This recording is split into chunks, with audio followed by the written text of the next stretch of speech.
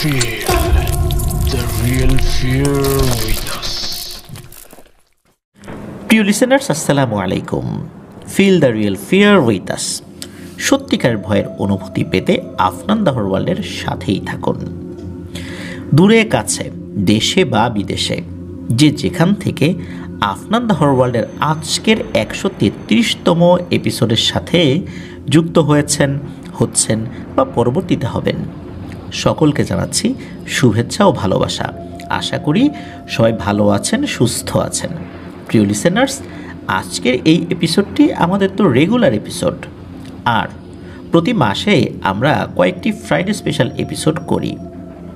তারই স্রোতধারায় আগামীকাল কিন্তু একটি ফ্রাইডে স্পেশাল এপিসোড ইনশাল্লাহ আমরা করতে যাচ্ছি। সেখানে আমার নিজের সংগ্রহ করা একটি ঘটনা তো ইনশাল্লাহ থাকছেই, সেই সাথে আপনাদের সকলের প্রিয় জয় বড়ুয়ার দুটি ঘটনা নিয়ে কিন্তু হাজির হচ্ছি। জয় বড়ুয়ার ঘটনা মানেই অন্যরকম কিছু। এবারও জয় বড়ুয়া আপনাদেরকে তাক লাগিয়ে দিতে দুটি ঘটনা পাঠিয়েছেন। তো ফ্রাইডে স্পেশাল এপিসোড শুনলেই বুঝতে পারবেন যে কেমন ঘটনাগুলো থাকবে সেখানে। আজকের এপিসোডে চলে যাই। আজকের এপিসোডের প্রথম ঘটনাটি শোনানোর আগে আরও একটি ঘোষণা দিতে চাই। আপনারা জানেন যে আসছে ফেব্রুয়ারি মাসে অমর 21 বইমেলা 2025 শুরু হতে যাচ্ছে, আর এই উপলক্ষে আফনান দ্য হরর ওয়ার্ল্ডের তরফ থেকে আমরা দুটি বই আনতে যাচ্ছি। এবার প্রথম যে বইটি আমরা আনতে যাচ্ছি, এটি থাকবে হরর থ্রিলার ধর্মী একটি বই। বইটি দুর্দান্ত হয়েছে, আমি বলবো। আপনারা যখন পড়বেন তখন আপনারা এক অন্য জগতে হারিয়ে যাবেন। এই বইটি মূলত সৌমিত্র রয়ের পাঠানো একটি ঘটনা অবলম্বনে এটি লেখা হয়েছে নতুন করে। আর সৌমিত্র রয়ের সেই ঘটনা অবলম্বনে লেখা এই বইটি একটি হরর থ্রিলারের পর্যায়ে নিয়ে যাওয়া হয়েছে। বুঝতেই পারছেন, বইটি আপনাদের সকলের কাছে ইনশাল্লাহ ভিন্নধর্মী মর্যাদা পেতে যাচ্ছে বলে আমার বিশ্বাস। বাকিটা আপনারা পড়লেই বুঝতে পারবেন ইনশাল্লাহ, বাকিটা আপনাদের মতামত যে কেমন হয়েছে। বইটি প্রি অর্ডার করার জন্য খুব তাড়াতাড়ি আমরা ইনশাল্লাহ ঘোষণা দিয়ে দিব, তখন আপনারা বইটি প্রি অর্ডার করতে পারবেন। এছাড়া অন্য আরেকটি বই, যে বইটি আমাদের বাংলাদেশের প্রেক্ষিতে তৈরি করা হয়েছে। মূলত বাংলাদেশের বিভিন্ন অঞ্চলে বিভিন্ন ধরনের জিনের উপস্থিতি আমরা শুনতে পাই, আর এই কেন্দ্রিক অসংখ্য ঘটনাও রয়েছে। আমরা একটা রেফারেন্স বুক হিসাবে প্রথমবারের মতো এই ধরনের বই আনতে যাচ্ছি। আশা করছি এই বইটিও আপনাদের সকলের কাছে ইনশাল্লাহ ভালো লাগবে। তো চলুন কথা বাড়াবো না, অনেক কথাই বলে ফেলেছি, মূল ঘটনাতে চলে যাই। প্রথম যে ঘটনাটি আপনাদের সামনে উপস্থাপন করতে যাচ্ছি, এই ঘটনাটি আমাদেরকে যিনি পাঠিয়েছেন তার নাম মোহাম্মদ রাব্বি মিয়া। ওনার বাড়ি গাইবান্ধা জেলার গোবিন্দগঞ্জ উপজেলার কামদিয়া ইউনিয়নের লম্বা দিঘি গ্রামে। ওনার ঘটনার আগে আমরা প্রচার করেছি, বিশেষ করে 107তম এপিসোডের প্রথম ঘটনাটি ওনার ছিল। তো এখন যে ঘটনাটি শেয়ার করব, এই ঘটনাটি ওনার খালার সাথে ঘটেছিল 2010 সালের থেকে। ওনার খালার বিয়ে হয় ওনার নানি বাড়ি থেকে 2 গ্রাম পরেই, মানে খুব কাছাকাছি হওয়ার কারণে ওনার খালার ইচ্ছে হলেই এই রাব্বি ভাইয়ের নানির বাড়িতে বেড়াতে চলে আসতেন। মানে খুব বেশি সমস্যা হতো না আর কি, একদম কাছাকাছি তো। আর ওই সময়ে ওই গ্রামের রাস্তাঘাট তখন তো আসলে পাকা ছিল না, মাটির ছিল। রিক্সা ওভাবে চলতো না, ভ্যান মাঝে মাঝে চলতো। অধিকাংশ সময় হেঁটে হেঁটেই বাড়িতে আসতে হতো। আর খুব তো বেশি দূরে না, মাঝখানে যদি কেউ আসতে চায় একটা মাঠ রয়েছে, খুব দ্রুত মাঝখান দিয়ে যদি দ্রুত আসতে চায় মাঠ দিয়ে আসতে হবে, আর যদি ঘুরে ঘুরে আসতে চায় তাহলে রাস্তা দিয়ে আসতে হবে।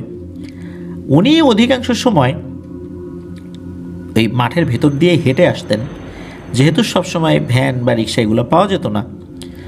মাঝে মাঝে যদি উনি লক্ষ্য করতেন যে রাস্তা দিয়ে কোনো ভ্যান আসছে, তখন উনি ওই মাঠের ভিতর দিয়ে আর যেতেন না। তো এইভাবেই আসা যাওয়া করতেন সব সময়। মূলত মাঠের মধ্যে আসা যাওয়া করার উদ্দেশ্যটা ছিল খুব দ্রুত আসা যেত। আর রাস্তার দুপাশে আবার ঝোপ জঙ্গল থাকতো, গাছ থাকতো। এটা একটা গ্রামীণ পরিবেশ, আমরা জানি। উনি মাঠের মধ্যে দিয়ে আসলে মাঠে পরিচিত লোকজন থাকতো, যার ফলশ্রুতিতে ওই দিক দিয়ে আসতে উনি স্বাচ্ছন্দ্য বোধ করতেন। তো এমনই একদিন এই রাব্বি ভাইয়ের খালা রাব্বি ভাইয়ের নানির বাড়িতে, মানে খালার মায়ের বাড়িতে বেড়াতে আসলেন। আসার কিছুক্ষণ পরে হঠাৎ করে মনে হলো কিছু জরুরি কাজ উনি ফেলে এসেছেন। তখন আবার তার মা, মানে এই রাব্বি ভাইয়ের নানিকে বলেন যে উনি চলে যাবেন তার শ্বশুর বাড়িতে। তখন দুপুর হচ্ছে আর কি, 12টা, সোয়া 12টা এরকম বাজে আনুমানিক। তখন এই রাব্বি ভাইয়ের নানি ওনাকে অনেক বারণ করেন যে এখন না, বিকালে যা। কিন্তু ওই খালা জানান যে না, এখনই যেতে হবে, যে কাজ রেখে এসেছি এই কাজ উনি ছাড়া অন্য কেউ আসলে করার মতো নাই, ওনাকেই করতে হবে। তো কি আর করা, সবসময় তো আসলে উনি আসেনি নিজের মায়ের বাড়িতে, যেহেতু কাজ ফেলে এসেছেন। এই জন্য রাব্বি ভাইয়ের নানি আর নিষেধ করেন না। উনি বলেন ঠিক আছে যা, সাবধানে যাস।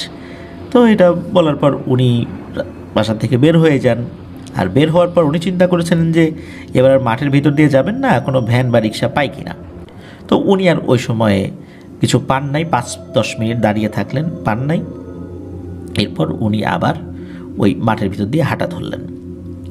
তো তখন উনি খেয়াল করলেন যে ওই সময়ে বেশ দূরে দূরে কিছু লোকজন দেখা যাচ্ছে, একদম কাছে পিঠে কোনো লোক নাই। তো উনি ওনার মতো করে হেঁটে যাচ্ছেন, হঠাৎ করেই ওনার সামনে কোথা থেকে যেন ঘূর্ণিপাকের মতো একটা বানকুড়ালি চলে আসে। তো এরকম বানকুড়ালির সাথে তো উনি অনেক আগে থেকেই পরিচিত, এরকম দেখেছেন মাঠের মধ্যে এরকম কিছু ঘূর্ণিপাক হতে দেখা যায়। খালা কিছু বুঝে ওঠার আগে ওই ঘূর্ণিপাকটা খালার সামনে চলে আসে।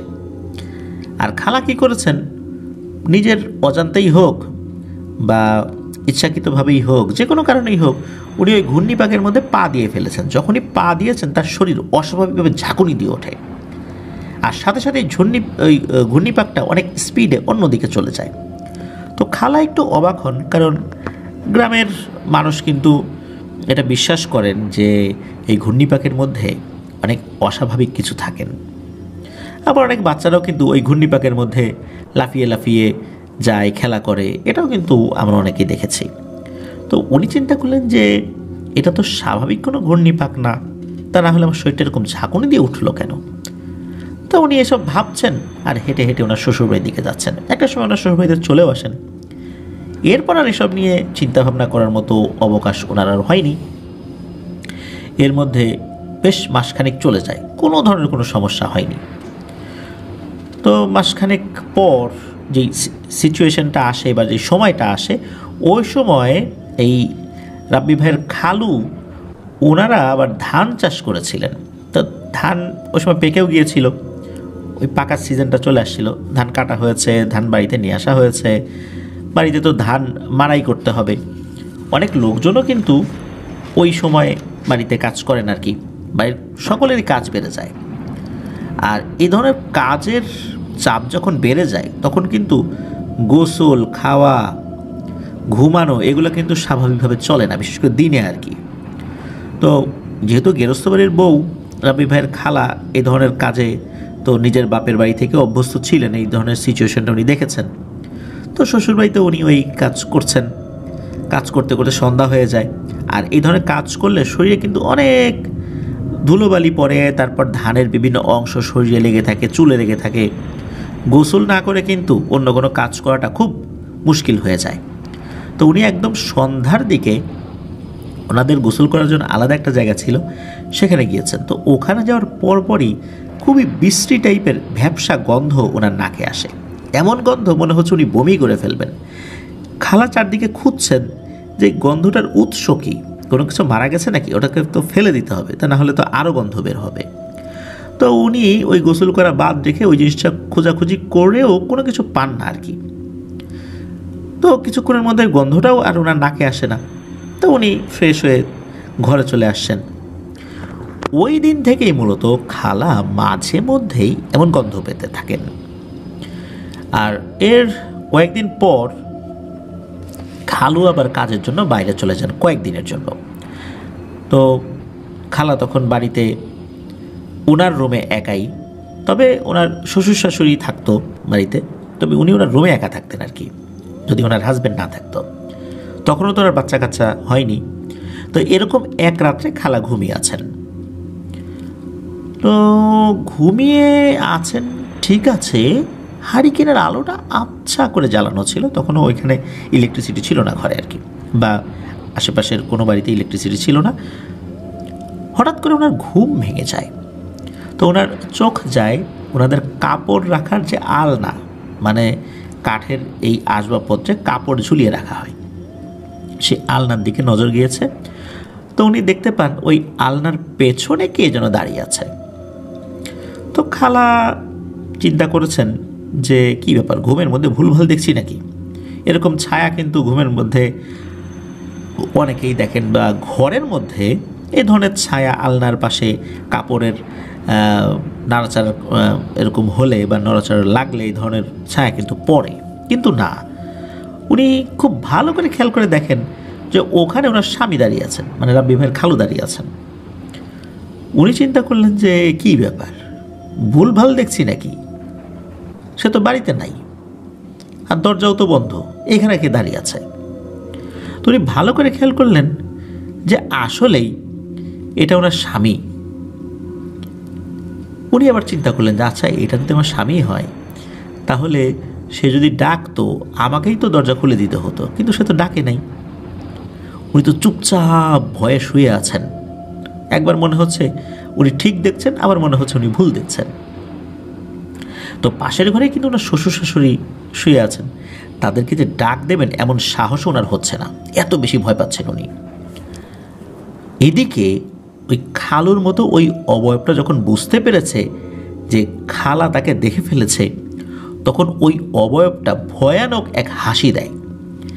ওই হাসির কিন্তু কোনো শব্দ হয় না, মুখটা হা করে, মুখের মধ্যে যে চকচক যে দাঁত রয়েছে, মানে চকচকে দাঁত রয়েছে, এগুলো দেখা যাচ্ছে। আর মুখটা এত বড় করে হা করেছে যে তার চোখ নাক কিছুই আর দেখা যাচ্ছে না, খালি মুখটাই দেখা যাচ্ছে, যে দুই পাটি দাঁত দেখা যাচ্ছে। তবে দাঁতগুলো চোখা চোখা বিষয়টা এরকম না, তবে চকচকে অন্ধকারের মধ্যে বোঝা যাচ্ছিল।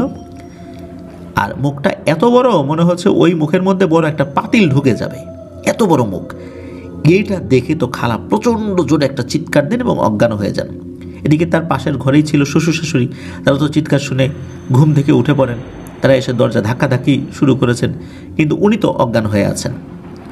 পরে দরজা ভেঙে তারা ভেতরে ঢুকে দেখা গেল খালা অজ্ঞান হয়ে আছেন। তাকে জ্ঞান ফেরানো হয়, জিজ্ঞেস করে যে কি হয়েছে। তখন উনি সবাইকে সব বিষয়ে খুলে বলেন যে এটা উনি দেখেছেন। ওনাকে সাহস দেওয়ার জন্য ওনার শ্বশুর শাশুড়ি বললেন যে আরে তুমি ঘুমের ভেতরে এগুলো দেখেছ, মানে স্বপ্ন টপ্ন দেখছো, কিছু না। কিন্তু খালা বলে না, আমি এটা বাস্তবেই দেখছি। ওই রাতে ওই খালার শাশুড়ি তার সাথেই থাকেন। এরপর কয়েকটা দিন যায়, আর কোনো সমস্যা হয় না। ওদিকে খালু কাজ শেষ করে বাড়িতেও চলে আসেন। রাতে দুজনে একসাথে শুয়ে আছেন।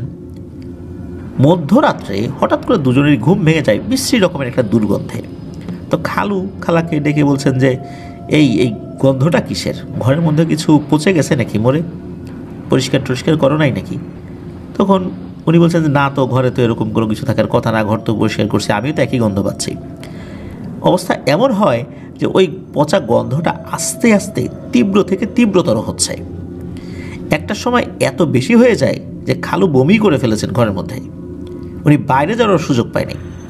কিন্তু এই গন্ধটা কোথা থেকে আসলো, আর গন্ধ এত তীব্র হচ্ছে কেন, এটার উৎস ওনারা খুঁজে পাচ্ছেন না। তো ওই রাতে এই ধরনের ঘটনা ঘটে। হারিকেন জ্বালিয়ে কিন্তু ঘরে ওনারা খোঁজ করেছিলেন যে কোথাও কোনো কিছু মরে গেছে কিনা, কিন্তু না, ওনারা কিছুই পান নাই। এইরকমের কিছু ছোটোখাটো ঘটনা ঘটতেই থাকে। খালা এক রাত্রে স্বপ্নে একটা জিনিস দেখেন, সেটা হচ্ছে একটা লোক বাইরে দাঁড়িয়ে আছে ওনার ঘরের জানালার ওই পাশে, মানে বাইরের পাশে।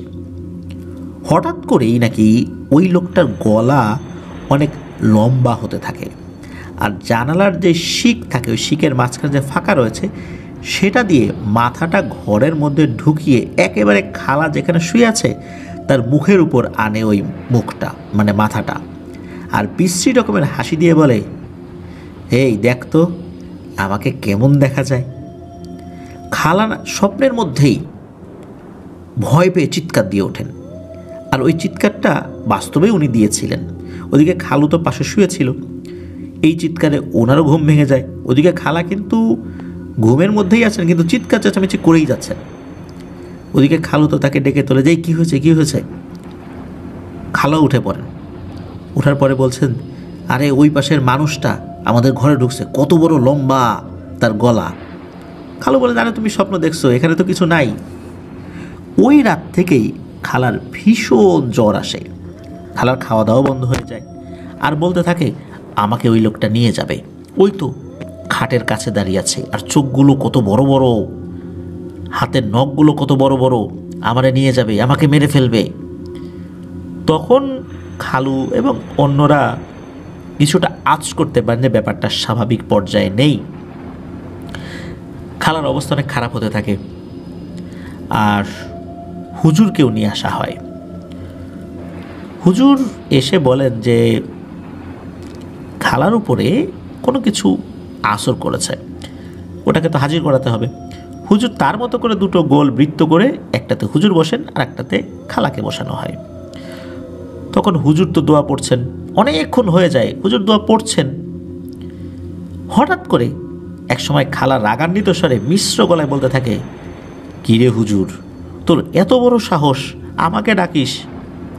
তুই আমার কিছুই করতে পারবি না, তোর ক্ষমতা আমার জানা আছে। যদি ভালো চাস তাহলে পালা, নইলে তোর বউ বাচ্চা সহ তোকেও কিন্তু শেষ করে দেবো, তুই কিছুই করতে পারবি না।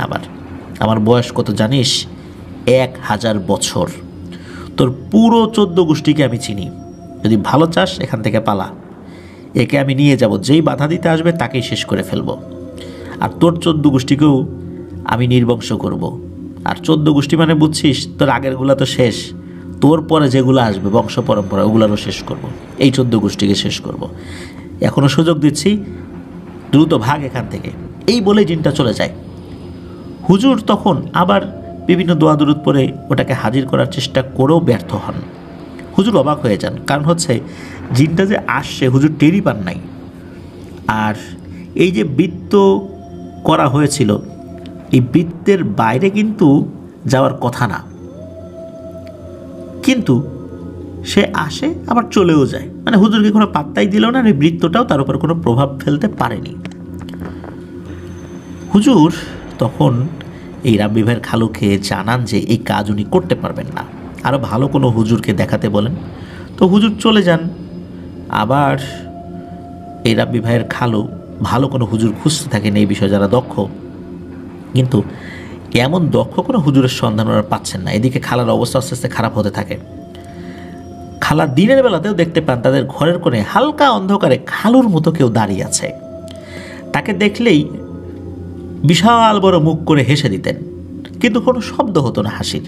এতে করে খালা মারাত্মক ভয় পেতেন, চিৎকার দিতেন। তো খালু ঘরে আসলে দেখতেন যে ওখানে কিছুই নাই। তো খালু এই বিষয়গুলো আসলে ওইভাবে দেখতে না পারলেও উনি কিছুটা বিষয় অনুভব করতে পারতেন। আর মাঝে মাঝে এমন হতো যে খালা ঘরে আছে, খালু আসছে, এসে আবার বাইরেও চলে গেছে।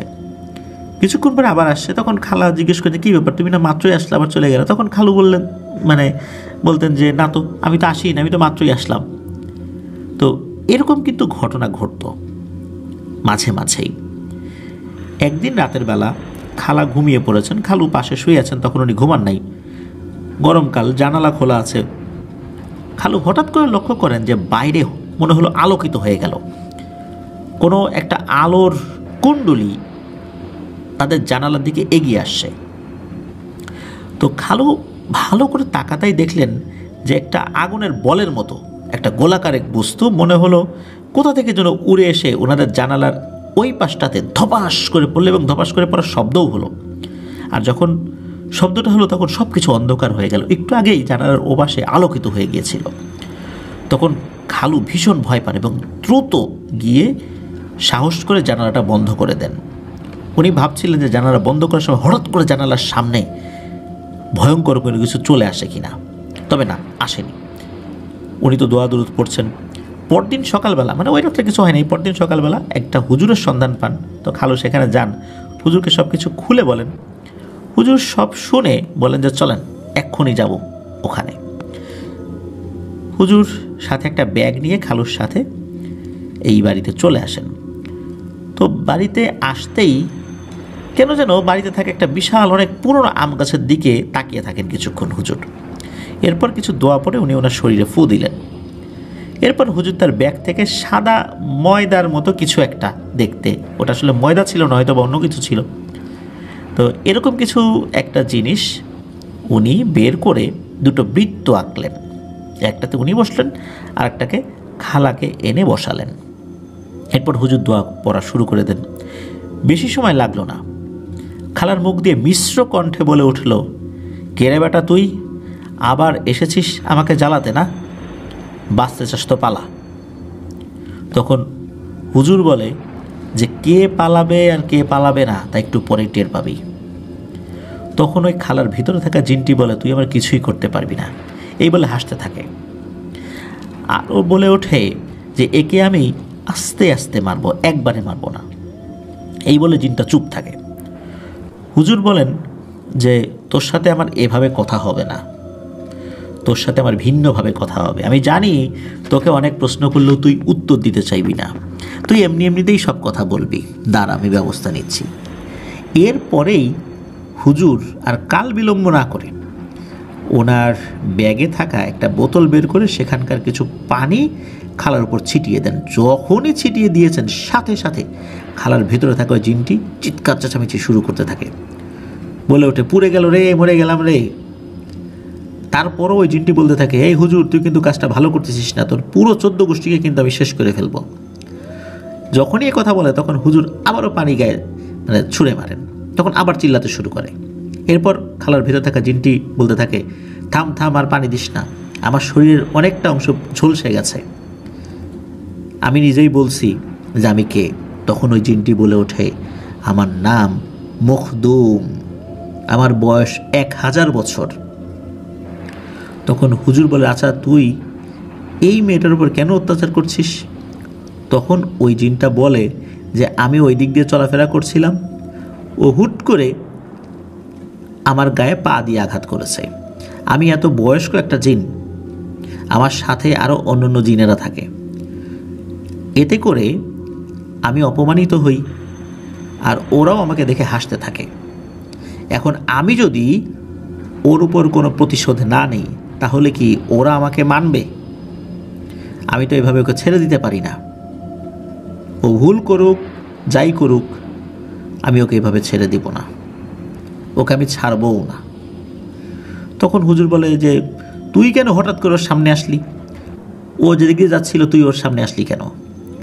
ও কি জানে যে এটা তুই? ও যদি বুঝতো তাহলে তো পা দিত না, আর ভুল করে যদি পা দিয়েই থাকে তার জন্য তো তোকে এত বড় শাস্তি দেওয়ার হুকুম কেউ দেয় নাই, ভালোই ভালোই চলে যা।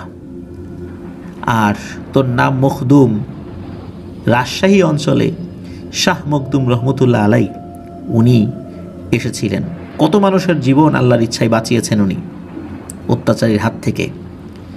আর তুই এমন একজন বুজুর্গ ব্যক্তির নামে তোর নামকরণ করা হয়েছে, অথচ তুই এরকম কাজ করছিস, এটা তো ঠিক না,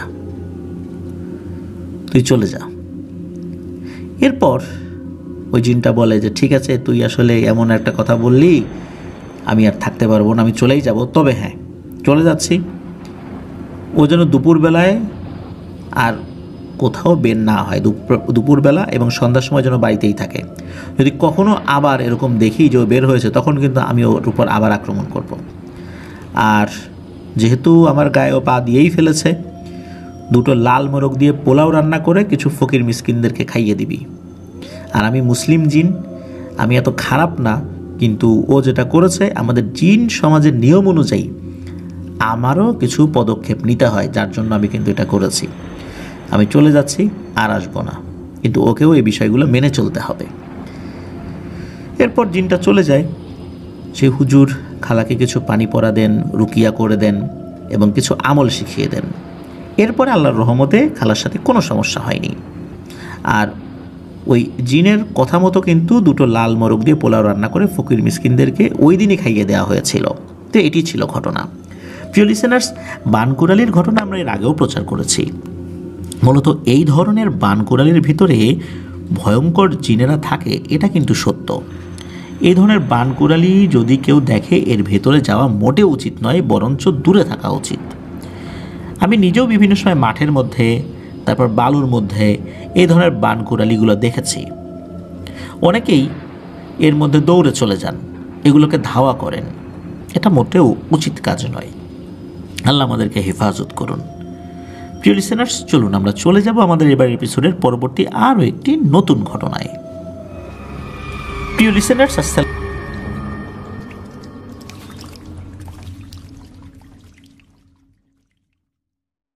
আবারও স্বাগতম জানাচ্ছি প্রিয় লিসেনার্স আমাদের 133তম এপিসোডের পরবর্তী আরও একটি নতুন ঘটনায়। এখন যে ঘটনাটি আপনাদের সাথে শেয়ার করতে যাচ্ছি, এই ঘটনাটি আমাদেরকে যিনি পাঠিয়েছেন উনি একজন রেমিটেন্স যোদ্ধা ভাই। ওনার নাম সুলতান আহমেদ খান। উনি বর্তমানে সৌদি আরবে অবস্থান করছেন। ওনার বাড়ি ঢাকার কেরানীগঞ্জের রোহিতপুর ইউনিয়নের পুরাতন সোনাকান্দা বড় বাড়িতে। তো ঘটনাটি ওনার চাচির সাথে ঘটেছিল। সময়টা 2008 সাল। তখন ওনার বয়স 8 কি 9 বছর।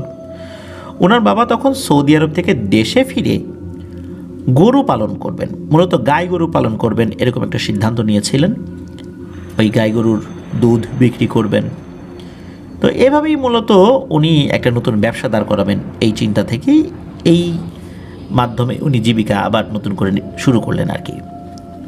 তো একদিন সন্ধ্যাবেলায় ওনার বাবা বাজারে গেলেন দুধ বিক্রি করতে। তো ওনাদের গ্রাম ওই রোহিতপুর ইউনিয়নে হলেও যে বাজারে দুধ বিক্রি করতে গিয়েছিলেন সেটা আবার বাস্তা নামক ইউনিয়নের অন্তর্গত একটি বাজারে, যেটার নাম ভাওয়ার ভিটি বাজার। তো কেরানীগঞ্জের যারা লিসেনাররা রয়েছেন তারা নতুন সোনাকান্দা, পুরাতন সোনাকান্দা, ভাওয়ার ভিটি, আবদুল্লাপুর এই জায়গাগুলো তো সহজেই চিনবেন আর কি। তো ওনার বাবা ভাওয়ার ভিটি বাজারে দুধ বিক্রি করে সন্ধ্যার দিকে 7টা ইলিশ মাছ কিনে বাড়িতে নিয়ে এসেছেন। তো ওই দিন আর মাছগুলোকে কাটাকাটি না করেই ওই আস্ত মাছই ফ্রিজে রেখে দেওয়া হয়। পরদিন সকাল 11টার দিকে এই যে সুলতান ভাইয়ের মা এবং চাচি মিলে একসাথে মাছগুলো কাটতে বসেছেন। তো উল্লেখ্য, পরিবার আলাদা হলেও এই ধরনের কাজগুলো উভয় পরিবার মিলেমিশেই তারা করতেন। ওনার স্কুল না থাকায়, মানে এই সুলতান ভাইয়ের স্কুল না থাকায় উনি তখন দরজার সামনে বসে মা আর চাচির কাটাকাটি দেখছিলেন, মানে কীভাবে মাছ কাটাকাটি করে। উনিও মজা পাচ্ছিলেন আর কি। বড় বড় ইলিশ মাছ এনেছেন ওনার বাবা। তো সব কিছু ভালোই চলছিল। হঠাৎ করে এই সুলতান ভাইয়ের চাচি এই মাছ কেটে যে পাত্রে রাখেন আর কি, যে পাত্রে রাখছিলেন, তো সেই পাত্রের আর একটা পাত্রে কিন্তু পানি ছিল। মানে মাছ অনেক সময় একটু ধুয়ে নিতেন, তো মাছের রক্ত ওই পানিতে ছিল। ওই পানিটাও কিন্তু বেশ লাল হয়েছিল, কালচে টাইপের এক ধরনের লাল। অনেক সময় দেখা যাচ্ছে যে মাছ কাটার পর বা ইলিশ মাছ কাটার পর যে রক্তগুলো থাকে আর একটা পাত্রে, সেইটার কালার যেরকম হয় ওই রকম আর কি। তো ওখানে মাঝে মাঝে হাত ধুয়ে নিতেন আর কি, এই কারণে ওরকমটা হয়েছে আর কি। উনি কী করেছেন, ওই পাত্রটা উঠিয়ে চুমুক দিয়ে খাওয়া শুরু করতে যাবেন, এমন একটা সময় খপ করে এই সুলতান ভাইয়ের মা চাচির হাত চেপে ধরেন। এই তুমি করো কি? সি সি সি সি এরকম একটা কাজ করতে যাচ্ছ, এই পানি কেউ খায় নাকি? আসলে ব্যাপারটা কি, এটা কিন্তু সুলতান ভাইয়ের মা বুঝতে পারেননি যে চাচি আসলে কি করতে যাচ্ছিলেন। চাচি খেতে যাচ্ছিলেন এটা সত্য, কিন্তু কেন এমনটা হচ্ছিল এটা উনি বুঝতে পারেন নাই। আর যখনই হাত ধরে ওই পানি খাওয়াটা আটকে দিয়েছেন, এরপর চাচি কী করেছেন, ওই জিনিসটা হাত থেকে নামিয়ে আর একটা পাত্রে মাছ রাখা ছিল, আস্ত মাছ কয়েকটা জায়গা ছিল। তো উনি কী করেছেন, ওই আস্ত মাছ হাতে নিয়ে তাতে কামড় বসিয়ে দেন আর সেই মাছ খাওয়া শুরু করেছেন। তখন তো সব মাছ কাটা হয় নাই আর কি। তো হঠাৎ করে এই ধরনের অস্বাভাবিক ব্যাপার বুঝতে পেরে সুলতান ভাইয়ের মা তো চিৎকার চেঁচামেচি শুরু করে দিয়েছেন। তো এই অবস্থা দেখে উনিও ওই ঘরের যেখানে বসেছিলেন দরজার কাছে, সেখান থেকে দৌড়ে পাশের ফুফু বাড়িতে গিয়ে তাদেরকেও ডেকে নিয়ে এসেছেন। চিৎকার চেঁচামেচিতে আশেপাশের অনেকেই চলে এসেছেন, ফুপুরাও চলে এসেছেন, আরও আত্মীয় স্বজন যারা আছে তারাও হাজির। তো চাচির অসংলগ্ন কথাবার্তায় সবাই বুঝতে পারে যে কোনো একটা সমস্যা রয়েছে। তো চাচিকে ধরাধরি করে ওনারা ঘরে নিয়ে গিয়েছেন। তো চাচি যে খুব ছটফট করছেন, ছোটাছুটি করছেন, বিষয়টা এরকম না। এদিকে এই সুলতান ভাইয়ের চাচা কিন্তু দেশের বাইরে থাকেন, আর বাড়ির একমাত্র পুরুষ হিসাবে তখন সুলতান ভাইয়ের বাবাই কিন্তু দুই পরিবারের গুরুত্বপূর্ণ বিষয়াদি সামলাচ্ছিলেন তখন। এদিকে দুপুরবেলা গরুর ঘাস কেটে সুলতান ভাইয়ের বাবা বাসায় এসে পুরো কাহিনী শোনেন এবং চাচির উপর ভর করা জিনের সাথে কথা বলার চেষ্টা করলেও ওই জিনটা কোনোভাবেই আর কারোর সাথে ওই দিন কথা বলেননি। চাচিও কিন্তু ওই অস্বাভাবিক অবস্থায় রয়েছেন। ওই দিন বিকেলের দিকে এই সুলতান ভাইয়ের নানুর গ্রামের মসজিদের হুজুরকে ডেকে নিয়ে আসা হয়। উল্লেখ্য যে ওই হুজুর স্থানীয় অনেকেরই কিন্তু আরবি পড়াতেন, আর এই সুলতান ভাইও ওই হুজুরের কাছে আরবি পড়েছেন। উনি অনেক জাননেওয়ালা লোক ছিলেন আর কি, তো প্যারানর্মাল বিষয়ে ওনারও অভিজ্ঞতা রয়েছে, আর হুজুরের সাথে অনেক ঘটনাও ঘটেছে। এই ধরনের ঘটনা উনি বিভিন্ন সময় শুনেছেন। যাই হোক, সেই হুজুর আসেন আর কি। বাড়ির কারোর সাথে তো ওই জিনটা কথা বলে নাই, তবে হুজুর আসার পর ওই জিনটা হুজুরের সাথে কথা বলে। আসলে জিন না, জিনগুলো। হুজুর জানতে পারেন যে ওরা 7 ভাই। আগের দিন সন্ধ্যায় সুলতান ভাইয়ের বাবা যখন 7টি ইলিশ মাছ কিনে নিয়ে আসছিলেন, তখন ওই ভাওয়ার ভিটি বাজারে 3 রাস্তার মোড় থেকে পিছু নিয়েছে এরা। তো ওই দিনের দর কষাকষিতে তারা 7 জন প্রথমে চলে যেতে চাচ্ছিল না, তবে একটা পর্যায়ে এসে বলল, ঠিক আছে আমরা আজকের মতো চলে যাচ্ছি, তবে আবার আসব। তারা চলে যাওয়ার ঠিক পরের দিনই আবার চাচির উপরে ভর করে ওই 7টা জিন। দুপুরের একটু আগে চাচি কি করেছিলেন, বাড়ির পাশের পুকুর পাড়ে কোনো একটা কাজে গিয়েছেন। ওখানে একটা গাছ ছিল, তো ওই গাছের কাছ দিয়ে আসার সময় মূলত চাচি আবার পজেসড হয়ে যান। তো উনি যখন সুলতান ভাই যখন বুঝতে পেরেছেন যে এই ঘটনা, তখন সুলতান ভাই এবং ওনার এক ফুফাতো ভাই দুইজন মিলে রাগ করে একটা দা নিয়ে গিয়েছেন, ওই গাছটাই কেটে ফেলবো। ওই গাছের কাছে গিয়ে সমস্যা হয়েছে। আর গাছের কাছে গিয়ে সমস্যা হয়েছে এটা ওনারা কীভাবে বুঝলেন, কারণ চাচির সাথে আরেকজন লোক ছিল, আরেকজন মহিলা ছিল। তো উনি মূলত বলেছিলেন যে ওই গাছের কাছে আসার পরপরই এই ধরনের সমস্যা উনি শুরু করেছেন। এই সুলতান ভাই কী করেছেন, দা নিয়ে ওই গাছে দিয়েছেন এক কোপ। তো প্রথমবার কোপ দিয়েছেন ঠিক আছে, কিন্তু দ্বিতীয়বার যখন কোপ দিয়েছেন তখন মনে হয়েছে এই কোপটা ঘুরে এসে ওনার পায়ে লেগেছে। পায়ে কোথায় লেগেছে, গোড়ালি থেকে একটু উপরে, হাঁটু থেকে একটু নিচে, এই মাছ বরাবর এসে ওই দায়ের কোপটা লাগে। এদিকে এত জোরে কোপ যে ঘুরে এসে লেগেছে ওনার কিন্তু খেয়াল নাই, একদম হাড়ের উপরে গিয়ে ঠেকেছে সেই কোপ। উত্তেজনায় তো ওনার কিছু হুঁশ নাই। হঠাৎ করে ওনার ফুফাতো ভাই পাশ থেকে চিৎকার দিয়ে ওঠে, ভাই রক্ত রক্ত। ততক্ষণে কিন্তু উনি আবার ওই গাছের উপর তৃতীয় কোপটা বসিয়ে দিয়েছেন। নিজের পা থেকে যখনই উনি দেখেছেন এইভাবে রক্ত পড়ছে, তখন উনি এই ব্যথাটা অনুভব করেন, এখানে কি পরিমাণ আঘাতটা লেগেছিল দায়ের। কিন্তু ঘুরে এসে দা এভাবে ওনার পায়ে লাগবে এটা কিন্তু অকল্পনীয় ছিল। যাই হোক, দ্রুত ওনাকে ঘরে নিয়ে আসা হয়। পরিবারের সবাই বেশ অনেক কষ্টেই রক্তটা থামাতে সক্ষম হন আল্লাহর রহমতে। এখন সবাই বলেন যে এই যে কাজটা হলো এখন কি পরিণতি হবে, কারণ ওই গাছেও ওই দুষ্টু জিনেরা আস্তানা গেড়েছিল, এখন কোনো সমস্যা হয় কিনা। ওই দিন আবারও সেই হুজুরকে ডেকে আনা হলো। চাচি তো আবারও পজেসড। আবার গাছ কাটার কাহিনী শুনে হুজুর তখন এই যে সুলতান ভাইকেও রুকিয়া শুরু করে দিলেন। ওই জিনগুলোকেও ওই দিনের মতো তাড়াতে উনি সক্ষম হয়েছিলেন। তবে হুজুর বললেন যে এই জিনগুলো আবার আসবে, তবে তুমি ছোট, তো তোমাকে আল্লাহর রহমতে এবারের মতো সেভ করা গেছে, তবে 7 দিনের মধ্যে এই জিনগুলোর একটা ব্যবস্থা করব। তো এইভাবেই কিন্তু প্রবলেম চলছিল। তারপরে চাচির সাথেও বিভিন্ন প্রবলেম তো আছেই। উনি কিন্তু পজেসড একবার হলে সারাদিন ওরকমই থাকতেন, এসে ওই জিনগুলো এসে যে বিশাল ঝামেলা পাকাবে এরকম কিছু না। পজেসড হওয়ার পর চাচি চুপচাপ বসে থাকতেন। তো এইভাবে চলছিল। মাঝে এমন হলো যে উনি যখন খাবার খাওয়া শুরু করতেন তখন একাই অনেক খাবার একসাথে খেয়ে ফেলতেন। উনি অনেক খাবার একসাথে খাওয়ার পর আবারও খাবার চাইতেন। এক বাড়ির সব খাবার শেষ করে আবার অন্য বাড়ির খাবারও ধার করে নিয়ে আসতে হতো, এমন একটা ব্যাপার কিন্তু শুরু হয়ে গিয়েছিল। তো এই ধরনের সমস্যা যখন প্রকট আকার ধারণ করে, এদিকে কিন্তু 7 দিন পার হয় নাই, 7 দিন হয় ভাব, তার কয়েকদিন আগে ওই হুজুর আবার ওনাদের বাড়িতে আসেন 7টা পেরেক এবং পাটের রশি এনে ওনার পদ্ধতিতে ওই বাড়িটা বন্ধ করে দেন। আর হুজুর বলেন যে 7ম দিন এসে বাকি কাজটা করব। তো হুজুর 7ম দিন আসেন, একটা কাচের বোতল সাথে নিয়ে আসেন, রিচুয়ালের মাধ্যমে হাজির করলেন সেই 7 ভাইকে। উল্লেখ্য যে বাড়ি বন্ধ করার পর ওই 7টা জিন চাচির উপর ভর করতে না পারলেও দূর থেকে প্রভাব ফেলতে পারত, যার কারণে চাচি বিভিন্ন ধরনের উল্টোপাল্টা আচরণ করতেন। তো সেদিন হুজুর তার রিচুয়ালের মাধ্যমে একে একে বোতলে ভরেন 7 ভাইকে। তারপর টেপ দিয়ে খুব ভালো করে বোতলের মুখ আটকে ওনাদের বাসা থেকে 150 মিটারের মতো দূরে উত্তর পশ্চিম দিকে একটা ক্ষেতের কোনায় শেওড়া গাছ ছিল। এই শেওড়া গাছের নিচে আবার অনেক বছর আগে বিভিন্ন মানুষের কবর দেওয়া হয়েছিল। বিভিন্ন মানুষ বলতে খুব বেশি না, কয়েকটা কবর আর কি।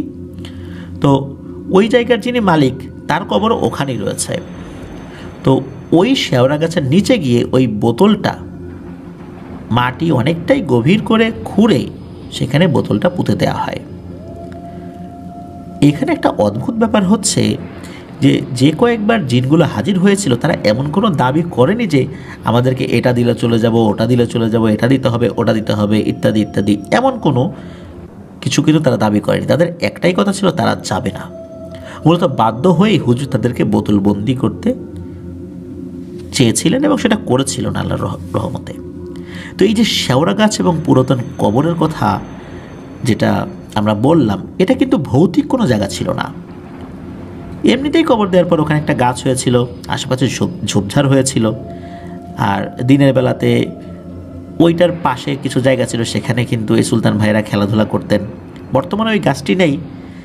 আর ওখানে কবরটা তো অনেক পুরনো ছিল, ওখানে নাকি মাটি ফেলে তাদেরই আত্মীয় স্বজনরা, মানে ওই জায়গার যিনি মালিক যার কবর ওখানে রয়েছে তাদেরই আত্মীয় স্বজনরা বসত বাড়ি তৈরি করে ফেলেছেন আর কি। কবরটা হয়তো বা ওনারা ওখান থেকে সরিয়ে ফেলেছেন, প্রয়োজনেই অন্য জায়গায় ওনারা ওই কবরটা ট্রান্সফার করেছেন। তো এটাই ছিল ঘটনা। প্রিয় লিসেনার্স, আমরা এই ধরনের ঘটনাগুলোর ক্ষেত্রে যেটা দেখি সেটা হচ্ছে যে এই জিনগুলো হাজির হওয়ার পর অনেক কিছু চেয়ে বসে। যেহেতু মাছ খেতে চেয়েছে, মাছ দিতে হবে, কিন্তু এরা ছিল ব্যতিক্রম, এরা কোনোভাবেই যাবে না। আর মূলত এই কারণেই এই জিনগুলোকে বন্দি করতে হয়েছিল। প্রিয় লিসেনার্স, এটি ছিল ঘটনা। চলুন আমরা চলে যাব আমাদের এবারের এপিসোডের পরবর্তী আরও একটি নতুন ঘটনায়।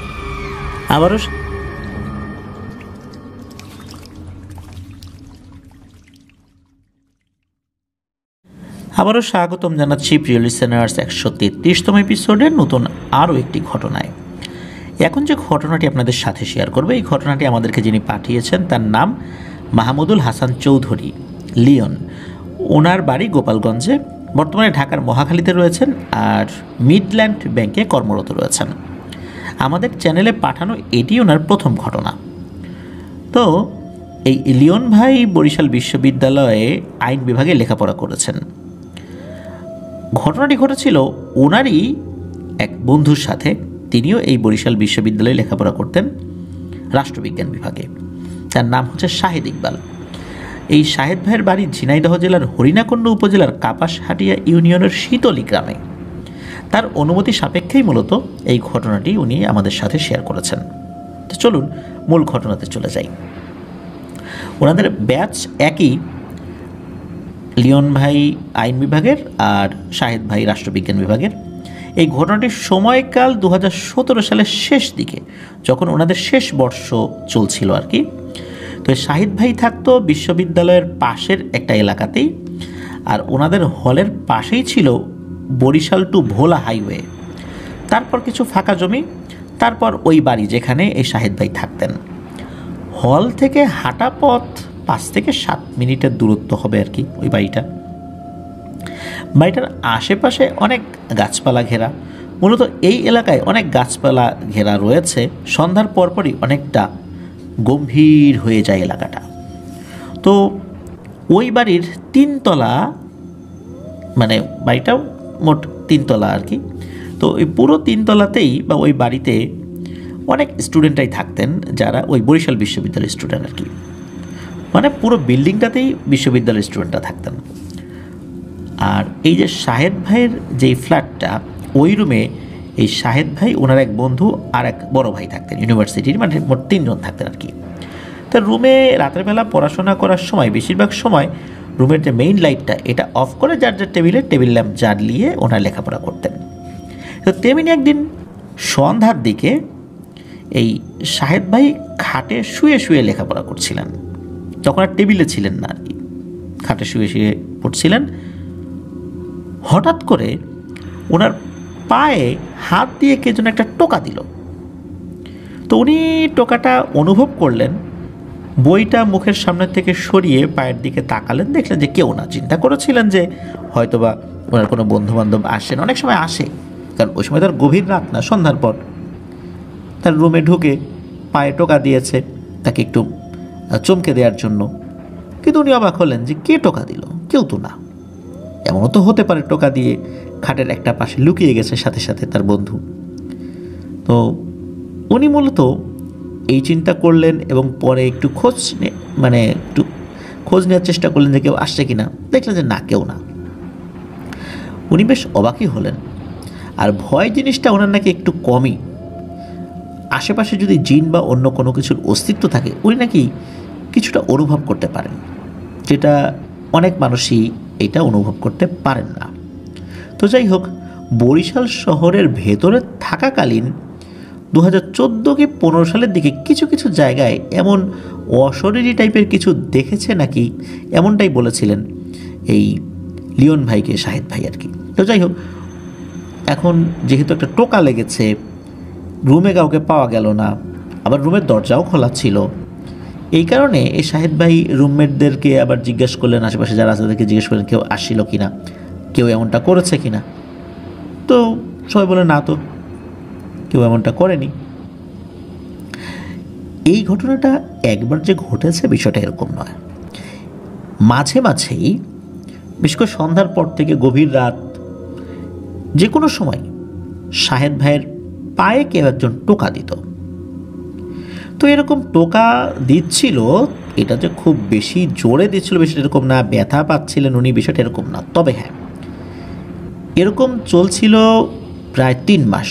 মাস 3 পর একদিন ওনার পায়ে এবার আর টোকা দেয়নি, এবার এমন জোরে খোঁচা দিয়েছে, উনি ব্যথাও যেমন পেয়েছেন, সেই সাথে ওনার পাশে থাকা জানালায় বিকট এক শব্দ হয়। জানালাটা ছিল ওনার খাটের পাশেই। সাথে সাথে ওই রুমে যারা ছিলেন এবং অন্য রুমেও যারা ছিলেন তারাও চলে আসলেন। আর তারা আসার পর দেখলেন, আলোতেই দেখলেন যে একটা ছায়ামূর্তি টাইপের কিছু ওখান থেকে ডাইনিং রুম দিয়ে দরজার দিক দিয়ে বের হয়ে গেল। আর এই শব্দটা এত জোরে ছিল যে অন্য তলার যারা লোক তারা চিন্তা করছে এখানে ভয়ঙ্কর কিছু হয়েছে, বোম টোম ফেটেছে কিনা। তারপর বাড়িওয়ালাও দূর থেকে চলে আসছেন, আশেপাশের লোকজন চলে আসছেন, এমন জোরে শব্দটা হয়েছিল। অদ্ভুত ব্যাপার হলো, এত জোরে শব্দ হলো, বিল্ডিংয়ের সবাই শব্দ পেল, আশেপাশের সবাই শব্দ পেল, কিন্তু ওই জানালার পাশে শুয়ে উনি কিছুই টের পাননি, শুধু পায়ে ব্যথাটা পেয়েছেন। সবাই মিলে বাড়িওয়ালাকে বিষয়টা জানানো হয়। বাড়িওয়ালা এরপর একজন হুজুরকে নিয়ে আসেন। হুজুর ওখানে এসে ঝাড়ফুঁক করেন, রুকিয়া করে দেন, বাড়িটা বন্ধ করে দেন। এরপর মূলত ওই বাড়িতে আর কোনো সমস্যা হয়নি। প্রিয় লিসেনার্স, কী ভাবছেন, ঘটনা কি এখানে শেষ? না, ঘটনা এখানে শেষ না। 2020 সালে যখন করোনার প্রকোপ শুরু হলো, তখন তো সমস্ত শিক্ষা প্রতিষ্ঠান বন্ধ হয়ে গেল, বরিশাল বিশ্ববিদ্যালয় বন্ধ হয়ে যায়। শাহেদ ভাই তার বাড়িতে চলে আসেন। আগে বলেছি, শাহেদ ভাইয়ের বাড়ি ঝিনাইদহ জেলার হরিণাকুণ্ড উপজেলার কাপাসহাটিয়া ইউনিয়নের শীতলী গ্রামে, মানে উনি শীতলী গ্রামে চলে আসেন। তবে এর মাঝে এ ধরনের কোনো কিছু আর ঘটেনি। মানে ওই যে 2017 সালে যেটা ঘটলো আর কি, পায়ে খোঁচা দেয়া, প্রচণ্ড জোরে শব্দ হওয়া, এরপরে কিন্তু 2020 সাল পর্যন্ত আর তেমন কিছু ওনার সাথে ঘটেনি। এরপর কি হয়, ওনার এই যে টোকা লাগা পা বা খোঁচা লাগা পাটা নাকি হঠাৎ করে ব্যথা শুরু হয় এবং আস্তে আস্তে অসাড় হতে শুরু করে। ডাক্তার দেখানো হয়, স্থানীয়ভাবে তেমন কোনো উপকারিতা উনি পান না। আস্তে আস্তে পাটা অবশ হতে থাকে এবং এমনভাবে অবশ হতে থাকে যে উনি লাঠিতে ভর দেয়া ছাড়া কোথাও যেতে পারতেন না, অধিকাংশ সময় বিছানাতেই শুয়ে থাকতেন। এভাবে দিনে দিনে ওনার পায়ের অবস্থা খারাপের দিকে যেতে থাকে। ঢাকা থেকে বিশেষজ্ঞ ডাক্তার আসতেন ওই ঝিনাইদহতে। সেখানে গিয়ে সেই ডাক্তারকেও দেখানো হয়েছে। পরবর্তীতে ডাক্তারের পরামর্শে ঢাকা মেডিকেল এবং পঙ্গু হসপিটালেও বিশেষজ্ঞ সিনিয়র ডাক্তারকে দেখানো হয়েছে, তাতেও কোনো উপকার হয়নি। তবে ডাক্তাররা বলেছিলেন যে ওনার রিপোর্ট আর ফিজিক্যাল অবস্থা মিলিয়ে ওনারা কোনো রোগ ধরতে পারছেন না। কেন এরকম হচ্ছে? শাহেদ ভাই উনি তো বাড়িতে চলে আসেন। এরপর স্থানীয় এক আয়ুর্বেদীয় ডাক্তারকে দেখানো হয়। সেই ডাক্তার পরামর্শ দেন ঢাকায় তার একজন পরিচিত সিনিয়র ডাক্তার রয়েছে, তাকে দেখাতে। সেখানে দেখিয়েও কিছু হয়নি। সেখানে বলা হয়েছিল যে তার নাকি অপারেশন করতে হবে এবং করলেও যে পুরোপুরি সুস্থ হবেন এমন নিশ্চয়তা দিতে পারছেন না কেউ। ধীরে ধীরে ওনার শরীরের অন্য দিকের রগগুলো শুকিয়ে যেতে থাকে, কোনো উন্নতি হচ্ছিল না। এর মাঝে 2024 সালের মে মাসে ডাক্তার দেখাতে উনি ঢাকায় এসেছিলেন। তো ওনার মামার বাড়ি হচ্ছে গাজীপুরে, ওই গাজীপুরেও উনি গিয়েছিলেন। তো গাজীপুরের জামালপুর মোড় নামে একটা জায়গা রয়েছে, সেখানে ওনার মামার পরিচিত এক মহিলা কবিরাজের কাছে নিয়ে যাওয়া হয়। ওই মহিলা কবিরাজের কাছে নাকি একজন রাকি জিন আসে, মানে যেই জিনটা রুকিয়া জানে। তো সেখানে নিয়ে যাওয়া হয়। তো মহিলা বলেন যে উনি তো রাতের বেলা চিকিৎসা করেন, তখন ওই জিনটা আসে। তো নির্দিষ্ট সময় উনি চিকিৎসা শুরু করবেন। তো কথা মতো ওই মহিলার কাছে ওই সময় আবার নিয়ে যাওয়া হয়। উনি ওনার পদ্ধতি অনুযায়ী আসনে বসেন। কিছু সময় পর ওনার উপর জিন ভর করে এবং শাহেদ ভাইকে রুকিয়া করার মাত্র আধা ঘন্টার মধ্যেই এই শাহেদ ভাই লাঠি ছাড়া অল্প বিস্তর হাঁটাহাঁটি করতে সক্ষম হন। সবাই তো অবাক হয়ে যায়, এটা কিভাবে সম্ভব হলো। রুকিয়া করার সময় শুধু তেল, পানি এবং মাটি ব্যবহার করেছিলেন তিনি। তো এরপর উনি বলে দেন যে টানা 1 সপ্তাহ প্রতিদিন ওনাকে রুকিয়া করতে হবে, এরপর আল্লাহর রহমতে ইনশাল্লাহ উনি ঠিক হয়ে যাবেন। তো ওই দিনই প্রথমবারের মতো শাহেদ ভাই জানতে পারেন যে কিভাবে উনি এই সমস্যায় আক্রান্ত হয়েছিলেন। তো ওই মহিলার উপর ভর করা ওই রাকি জিন জানান যে বিশ্ববিদ্যালয়ে থাকাকালীন কোনো একদিন ভোরবেলা এই শাহেদ ভাই এবং তার কয়েকজন বন্ধুরা ওনার ফজরের নামাজের পরে নদীর পাড়ে হাঁটতে গিয়েছিলেন। মূলত ওই সময় ওই জিনটা ভর করেছে, তবে ওই জিনটা কেন ভর করেছে এই বিষয়ে জানা যায় না। তো বিশ্ববিদ্যালয়ে ওই সমস্যা খুব একটা না হলেও পরবর্তীতে এই সমস্যাটা প্রকট আকার ধারণ করে। মূলত ওই যে যেদিন খোঁচা দিয়েছিল ওই খোঁচার পরপরই মূলত শরীরের মধ্যে একটা বিষ ঢুকিয়ে দেয় ওই জিনটা। এর অনেক দিন পর মূলত ওই বিষটা কাজ করতে শুরু করে। তো ওই জিনটা মানে রাকি জিনটা বলেছিল যে এক শ্রেণীর জিন আছে যারা মানুষকে কষ্ট দিয়ে আনন্দ পায় নির্দিষ্ট কোনো কারণ ছাড়াই, যে তাদেরকে ক্ষতি করেছে এই জন্য পিছু নিয়েছে, বিষয়টা এরকম না। তো ওই জিনটা ওই ধরনের একটা জিন। তবে ওই রাকি জিন জানায় যে রাকি জিন যখন উপস্থিত হয় তখন নাকি দূরে ওই জিনটি ছিল, ওই রাকি জিনকে দেখেই ওই জিনটা পালিয়ে গেছে। তো যার ফলশ্রুতিতে ওই জিনটাকে ওইভাবে ধরে আনতে উনি পারেন নাই, ওই জিনটা আর কি। ওই মহিলাটা দ্বিতীয় দিন বলে দেন যে কিভাবে উনি চিকিৎসা করবেন। বলে দেন যে তোমার আর আসার প্রয়োজন নাই, 6 দিন তুমি তোমার এই আত্মীয়ের বাড়িতেই থাকো, রাতের বেলা তুমি কিছু ফিল করবা, তবে ভয় পাওয়ার কোনো কারণ নাই, এই জিনটা নিজেই গিয়ে তোমার উপর রুকিয়া চালাবে, কোনো ভয় পেও না, তুমি ওইভাবে কিছু বুঝতে পারবে না, যদি কিছু বুঝতে পারো চুপচাপ শুয়ে থাকবা, আর কিছু করতে হবে না, তোমার কোনো ক্ষতি হবে না ইনশাল্লাহ। তো এভাবে 7 দিন তার উপর রুকিয়া করা হয়। এই শাহেদ ভাই উনি রাতের বেলা টের পেয়েছিলেন কোনো কিছু একটা জিনিস তার পায়ের উপর আলতো করে টাচ করছে, মনে হচ্ছে ঝাড়ফুঁক করছে, এরকমটা আর কি। রুকিয়া শেষে শাহেদ ভাই আলহামদুলিল্লাহ পুরোপুরি সুস্থ হয়ে যান এবং এর শাহেদ ভাই এখন কিন্তু একদম স্বাভাবিকভাবেই সুস্থ মানুষের মতো হাঁটতে পারছেন। শাহেদ ভাইয়ের সাথে কিন্তু আর পরবর্তীতে কিছু হয়নি।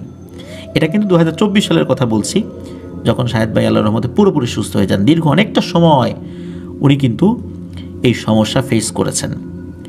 দীর্ঘ অনেকটা সময় এইভাবে অনেক কষ্ট করে একটা ইয়াং মানুষ উনি কষ্ট করে দিনানিপাত করেছেন। তবে এখানে একটা ব্যাপার রয়েছে, সেটা হচ্ছে শাহেদ ভাইয়ের আপন বড় ভাই উনি নাকি জিনঘটিত কারণে পুরোপুরি প্যারালাইজড হয়ে গিয়েছিলেন। স্থানীয় কবিরাজের চিকিৎসায় উনি ভালো হয়েছিলেন, কিন্তু শাহেদ ভাই যখন এই সমস্যায় আক্রান্ত হয়েছিলেন তখন ওই কবিরাজ মারা গিয়েছিলেন, যার কারণে তার কাছে আর যেতে পারেন নাই। তো এটি ছিল ঘটনা। প্রিয় লিসেনার্স, আসলে আমরা কখন যে কোন বিপদে আক্রান্ত হব, আল্লাহ যদি আমাদেরকে হেফাজত না করেন তাহলে কিন্তু খুব বিপদ। তা না হলে কিন্তু এই ধরনের হঠাৎ বিপদ থেকে আমরা রক্ষা পাবো না। আল্লাহ আমাদেরকে হেফাজত করুন। প্রিয় লিসেনার্স, চলুন চলে যাব আমাদের এবার এপিসোডের পরবর্তী আরও একটি নতুন ঘটনায়। আবার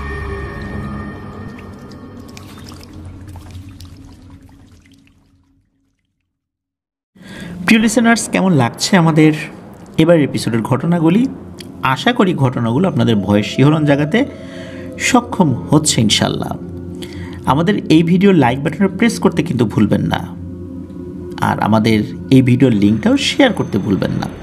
প্রিয় লিসেনার্স, আপনারা যারা ঘটনা পাঠাতে চান তারা লিখে অথবা রেকর্ড করে যে কোনোভাবে ঘটনা পাঠাতে পারবেন afnanthehorworldbd@gmail.com এই ইমেল অ্যাড্রেসে।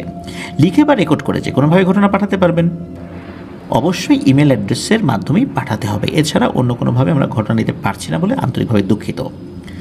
প্রিয় লিসেনার্স, এবারের ঘটনাটি বেশ ভিন্ন রকমের, তবে শুরুর দিকে শুনলে আপনাদের মনে হবে এ ধরনের ঘটনা অনেক আগেই শুনেছেন বা অনেকবারই শুনেছেন। তবে ঘটনাটির বিশেষত্বটা কোথায়, পুরো ঘটনাটি শুনলে বুঝতে পারবেন। আমার কাছেও বিষয়টা খুব অদ্ভুত লেগেছে। এমন এক রহস্যময় ব্যাপার যেটা আর হয়তো বা কখনোই জানা যাবে না। চলুন শুরু করি ঘটনাটি। ঘটনাটি আমাদেরকে যিনি পাঠিয়েছেন তার নাম মোহাম্মদ আরিয়ান দীপ্ত। গাজীপুর জেলার সদর উপজেলাতেই ওনার বসবাস।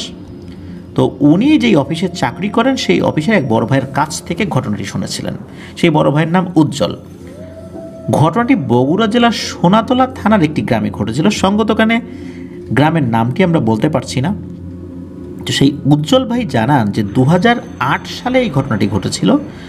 2008 সালের কোনো এক রাতে ওই গ্রামেরই একজন ব্যক্তি, তার নাম হচ্ছে আব্দুল, তো তিনি তার গ্রামের কিছু পরিচিত জনদের সাথে হাতে লাইট নিয়ে ওই ট্যাটা দিয়ে মাছ ধরে না, ওইটা করতে গিয়েছিলেন। তো এই আব্দুল ভাই এমনিতে মাছ ধরতে অতটা পারদর্শী নন, আর ট্যাটা মারলেও উনি আসলে খুব একটা মাছ ধরতে পারেন না, কালে ভদ্রে পারেন আর কি। এমনিতে মাছ ধরার প্রতি তাদের খুব আগ্রহ ছিল, বিষয়টা এরকম নয় বন্ধু বান্ধবরা কখনো ডাকলে নিয়ে গেলে যেতেন, এরকমটা আর কি। তো উনি যেই জায়গাটিতে মাছ ধরতে গিয়েছিলেন সেই জায়গাটার নাম হচ্ছে কালীঘাট। তো ওখানে অবশ্য একটা মন্দিরও ছিল। তো মাছ ধরার এক পর্যায়ে সবাই যখন একটু দূরে দূরে সরে গেছে, হঠাৎ করে এই আব্দুল ভাই লক্ষ্য করেন যে ওনার সামনে 6 থেকে 7 কেজি ওজনের একটা বিশাল শৈল মাছ। ওখানে পানি কিন্তু খুবই সামান্য। ওই শৈল মাছটার জন্য ওই পানিটা বেশ অপ্রতুলই ছিল, মানে বেশ অগভীরও বটে।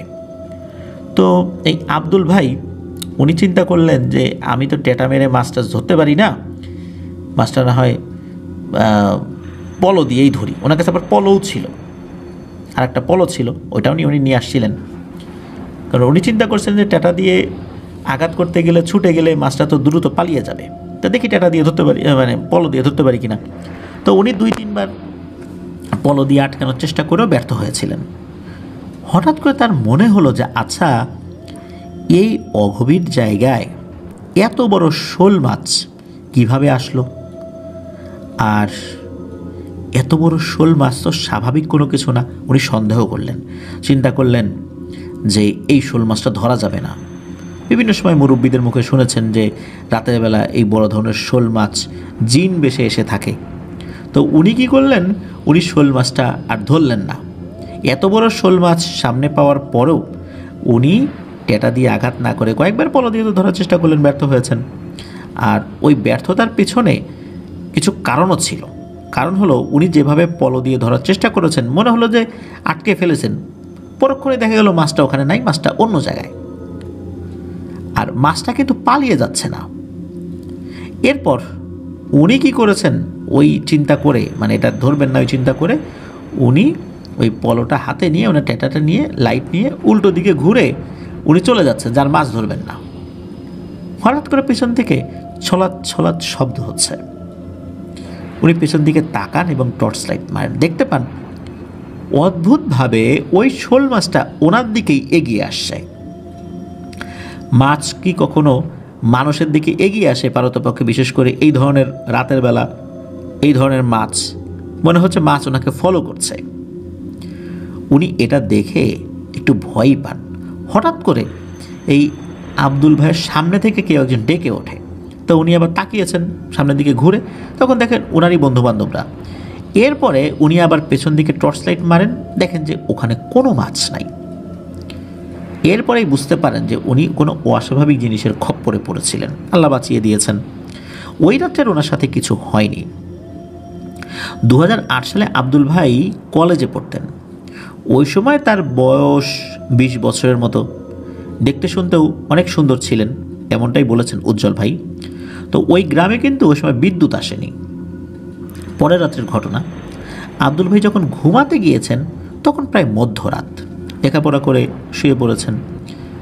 যখন তার ঘুম ঘুম ভাব, হঠাৎ করে উনি অনুভব করলেন ঘরের টিনের চালের উপরে ধপাস করে কিছু একটা পড়ল। তবে সেই ধপাস করে পড়ার শব্দটা খুব যে বেশি ছিল বিষয়টা এরকম না। এরপর মনে হলো ওই শব্দটা একটু মানে গড় গড় গড় গড় করে, মানে গড়িয়ে গড়িয়ে আসে না, ওরকম করে তার যেই রুমটা, ওই রুমের চালের উপর আসলো। এরপর হঠাৎ করে তার ঘরটা ভূমিকম্পের মতো হালকা করে নড়ে উঠল এবং ওনার পড়ার টেবিলের উপর যেই কাচের গ্লাস রাখা ছিল তার উপরে একটা পিরিচ দিয়ে সেটা ঢাকা ছিল, মনে হলো সেটাও নড়ে উঠল। উনি কিন্তু সেটা অনুভবও করেছেন। এরপর উনি দেখলেন যে ওনার দরজার ওই দিক দিয়ে বেশ একটা মোটা সাদা হলুদ ছাপযুক্ত সাপ, মনে হচ্ছে ওই ছাপের ওই ছাপযুক্ত যে জায়গাগুলো, ওগুলো বেশ স্পষ্ট এবং আলোকিত হয়ে আছে, যার কারণে উনি সেটা খুব ভালোভাবেই দেখতে পাচ্ছিলেন। ওই সাপটা তার ঘরে প্রবেশ করে। উনি তো শরীরটাকে নাড়াতে পারছিলেন না, মনে হচ্ছিল ওনার শরীরটা অসাড় হয়ে গিয়েছে।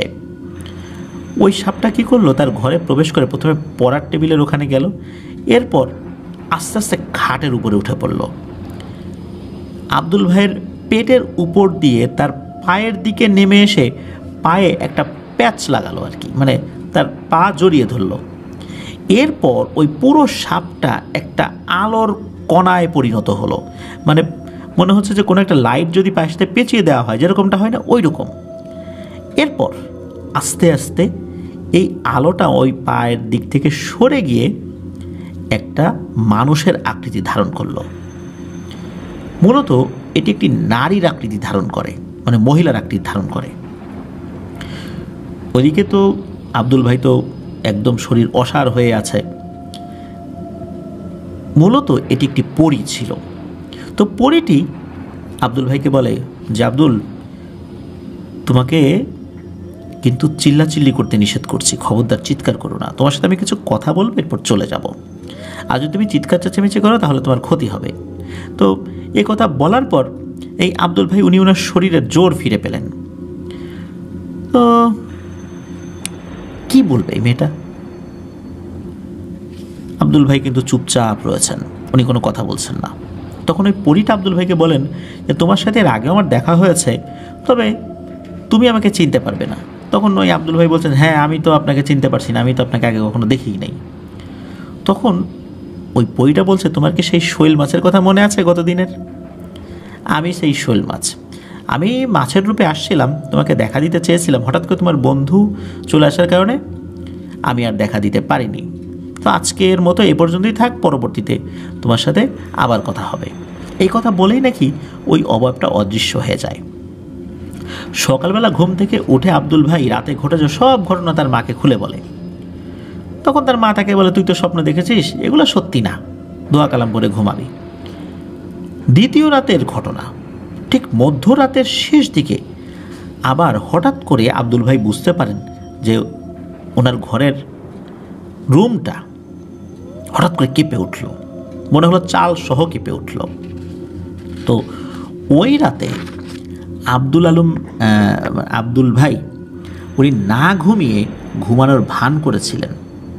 তো আগের রাতে ঠিক যেভাবে এসেছিল ওই সাপের রূপ ধরে ওভাবে আসলো, ঠিক একই রকমভাবে ওনার শরীরের উপর দিয়ে গিয়ে পা পেঁচিয়ে ধরে একটা আলোকোজ্জ্বল অবয়ব ধারণ করে সেটা আবার পা থেকে সরে গিয়ে একটা মানুষের রূপ ধারণ করে, ঠিক গতদিন বা গত রাতে যেটা হয়েছিল। তো হওয়ার পরেই বলছে যে, আব্দুল, আমি জানি তুমি কিন্তু ঘুমাও নাই। তো এই কথা শুনে কিন্তু আব্দুল ভাই খুবই ভয় পেয়েছিলেন। তারপর একটু মনে সাহস নিয়ে চোখ খোলেন। তো ওই অবয়বটি মানে ওই পরীটি আব্দুলকে বলে যে, আব্দুল, তোমাকে আমি আমার দেশে নিয়ে যেতে চাই, তোমাকে আমার খুব ভালো লেগেছে। তখন ওই আব্দুল ভাই উনি বলছেন যে, আপনি আমার কাছে চানটা কি বলেন তো, এটা তো কোনো চাওয়া হতে পারে না, আপনি কেন আমাকে আপনার দেশে নিয়ে যাবেন, আপনার সাথে আমার কী সম্পর্ক? তো ওই পরীটা বলে, তোমাকে আমার ভালো লেগেছে, আমি তোমাকে নিয়ে যাব। তখন ওই আব্দুল ভাই বলছেন যে, দেখেন, এগুলা হয় না, এগুলা হওয়া উচিত না, আপনি আপনার জগতে থাকেন, আমি আমার জগতে থাকি, এটাই ভালো।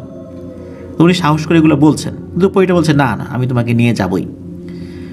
একটা পর্যায়ে আব্দুল ভাই বলছেন, ঠিক আছে, আমাকে কিছুদিন সময় দেন, আমি একটু চিন্তা ভাবনা করে দেখি। তো এর মধ্যে এই যে এই ব্যাপারগুলো যে কাউকে বলা যাবে না, এটা সেটা, এই বিষয়গুলো যে আসলে তাকে বলেছিলেন কি না ওই পরীটা, এটা খুব একটা বেশি জানা যায় না। তো এরপরে কি হয়, এই যে আব্দুল ভাই উনি কী করেছেন, ওনার দুই বন্ধু ছিল, রফিক এবং তালেব, এদেরকে সব ঘটনা খুলে বলেন। তখন তারা আবার এই বিষয়টা নিয়ে বেশ রসিকতাও করেন। এরপরে এই আব্দুল ভাইয়ের মনে একটা দুষ্টু বুদ্ধি আসে। তবে সেই দুষ্টু বুদ্ধিটা যে কি, এটা আমরা বলতে চাচ্ছি না সঙ্গত কারণে। এরপরে কি হয়, ওই রাত্রেই ওই পরীটা আসে। পরীটা আসার পরে ওই আব্দুল ভাইকে বলেন যে, আব্দুল, তুমি যে দুষ্টুমি যেই ভাবনা চিন্তা করেছো, এটা কিন্তু আমি জানি। তো তোমার এই বিষয়টা তো জেনে ফেলেছি, তো যাই হোক, তুমি চলো আমার সাথে আমার দেশে। তো ওই রাত্রে আব্দুল ভাই রাজি হন, তাকে নাকি নিয়ে যাওয়া হয়। পরের দিন দুপুর 1:30 কি 2টোর দিকে তার বাড়ি থেকে একটু দূরে রাস্তার পাশে ধপাস করে কি যেন পড়ে। ওখানকার লোকজন দেখে যে কী ব্যাপার, হঠাৎ করে রাস্তার পাশে কি ধপাস করে পড়লো। দেখা যায় রাস্তার পাশের যে ঢালু গড়িয়ে রাস্তার নিচে পড়ে গেছে একজন ব্যক্তি। তখন তার জ্ঞান নাই। তো লোকজন গিয়ে দেখে, আরে এটা তো আব্দুল। দ্রুত তার বাড়িতে খবর দেওয়া হয়। খবর পেয়ে বাড়ির লোকজন এসে তাকে ধরাধরি করে নিয়ে যায়। একদিন পর তার জ্ঞান ফেরে। তখন বাড়ির লোক জিজ্ঞেস করে কি হয়েছিল, তখন এই আব্দুল ভাই বলে, আমার কিচ্ছু মনে নাই, আমি কিছুই বলতে পারি না। মানে বলবে না যে আমি অমুক জায়গায় গেছিলাম, এইভাবে নিয়ে গেছিলো, এইটা দেখছি, এইটা খেয়েছি, মানে খাইছি, এইটা আমাকে এমন কিছু দিয়েছে, ওখানকার লোক জিনিসগুলো এরকম ছিল, মানে ওরা কিচ্ছু মনে নাই, কিচ্ছু বলতে পারেন না। এর পরপরই নাকি বিভিন্ন ধরনের ঘটনার সম্মুখীন উনি হয়েছিলেন, ছোটোখাটো ঘটনা। তবে সবচাইতে অদ্ভুত ব্যাপার হলো, উনি নাকি মাঝে মাঝেই উধাও হয়ে যেতেন। আর উধাও হওয়ার পর উনি আবার ফেরতও আসতেন। হঠাৎ করেই ধপাস করে কোথা থেকে যেন পড়তেন। কখনো কখনো পুকুরের পাশে পড়তেন, রাস্তার পাশে পড়তেন, এরকম ঘটনা ঘটত।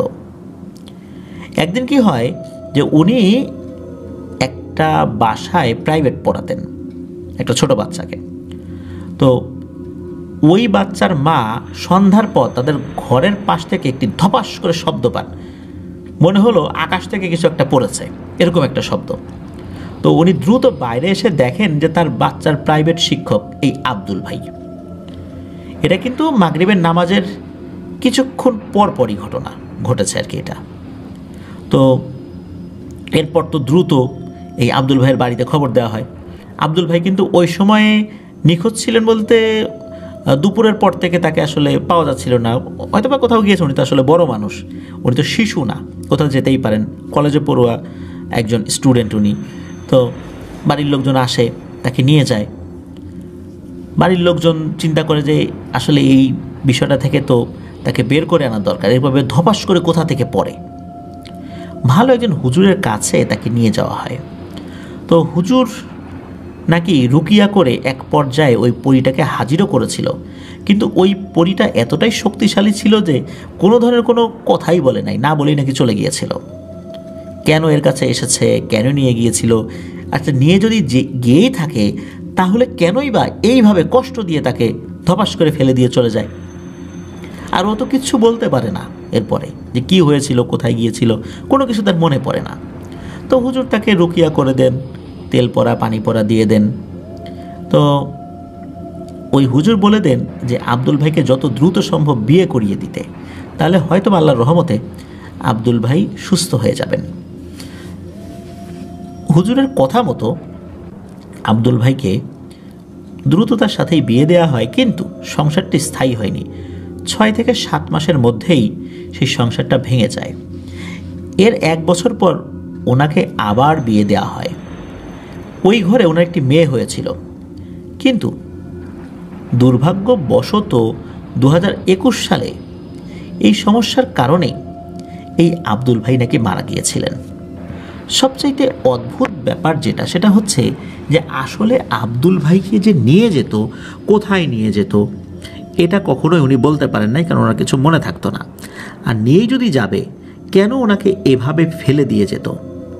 এভাবে ফেলে দিয়ে তো উনি কষ্ট পেতেন, কেন এমনটা করতো? এইটার কোনো উত্তরও পাওয়া যায় নাই।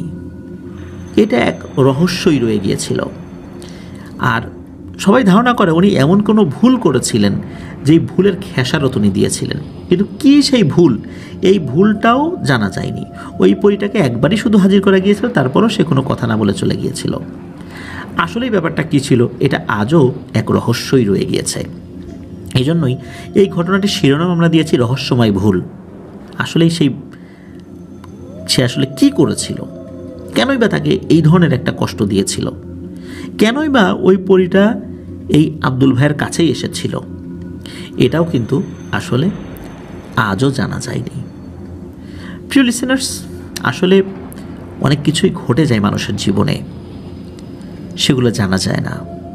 যেমনটা মাহানুর সামারার ঘটনা মনে আছে, যেটা আমাদেরকে সাংবাদিক এনামুল হক আবির ভাই পাঠিয়েছিলেন। জাহাঙ্গীর ভাইয়ের ঘটনা, জাহাঙ্গীর ভাইয়ের কী অপরাধ ছিল, আপাতত দৃষ্টিতে সেটা একটা ভুল ছিল, তবে সেই ভুলের কারণে ভয়ঙ্কর খেসারত দিতে হয়েছিল তাকে। শুধু তাকে দিতে হয়েছিল বিষয়টা এরকম না, পুরো পরিস্থানকেই দিতে হয়েছিল। আপনারা মাহানুর সামারা ঘটনা যারা শুনেছেন তারা এই বিষয়টা জানেন, যারা শোনেননি তারাও কিন্তু আমাদের ওই ঘটনাটি শুনে আসতে পারেন। জাহাঙ্গীর ভাইয়ের কবরের একটি ছবি সাম্প্রতিক সময়ে এনামুল হক আবির ভাই আমাদের গ্রুপে পোস্ট করেছেন, দেখেছেন যে জাহাঙ্গীর ভাইয়ের কবরের উপরে একটি বিশাল সুপারি গাছও হয়ে গেছে। একটা সুদর্শন যুবক, তরতাজা তাগড়া যুবক কিভাবে মারা গেল, সকলের চোখের সামনেই ধুকে ধুকে মারা গেল। আসলে কখন কার জীবনে কোন অমানিসার অন্ধকার নেমে আসবে আমরা কেউ বলতে পারি না। আল্লাহ যদি আমাদেরকে হেফাজত না করেন তাহলে কোনোভাবেই আমরা আসলে এগুলোর মোকাবেলা করতে সক্ষম হব না। আল্লাহ আমাদেরকে হেফাজত করুন। প্রিয় লিসেনার, চলুন আমরা চলে যাব আমাদের এবারের 133তম এপিসোডের পরবর্তী আরও একটি নতুন ঘটনায়। প্রিয় লিসেনার,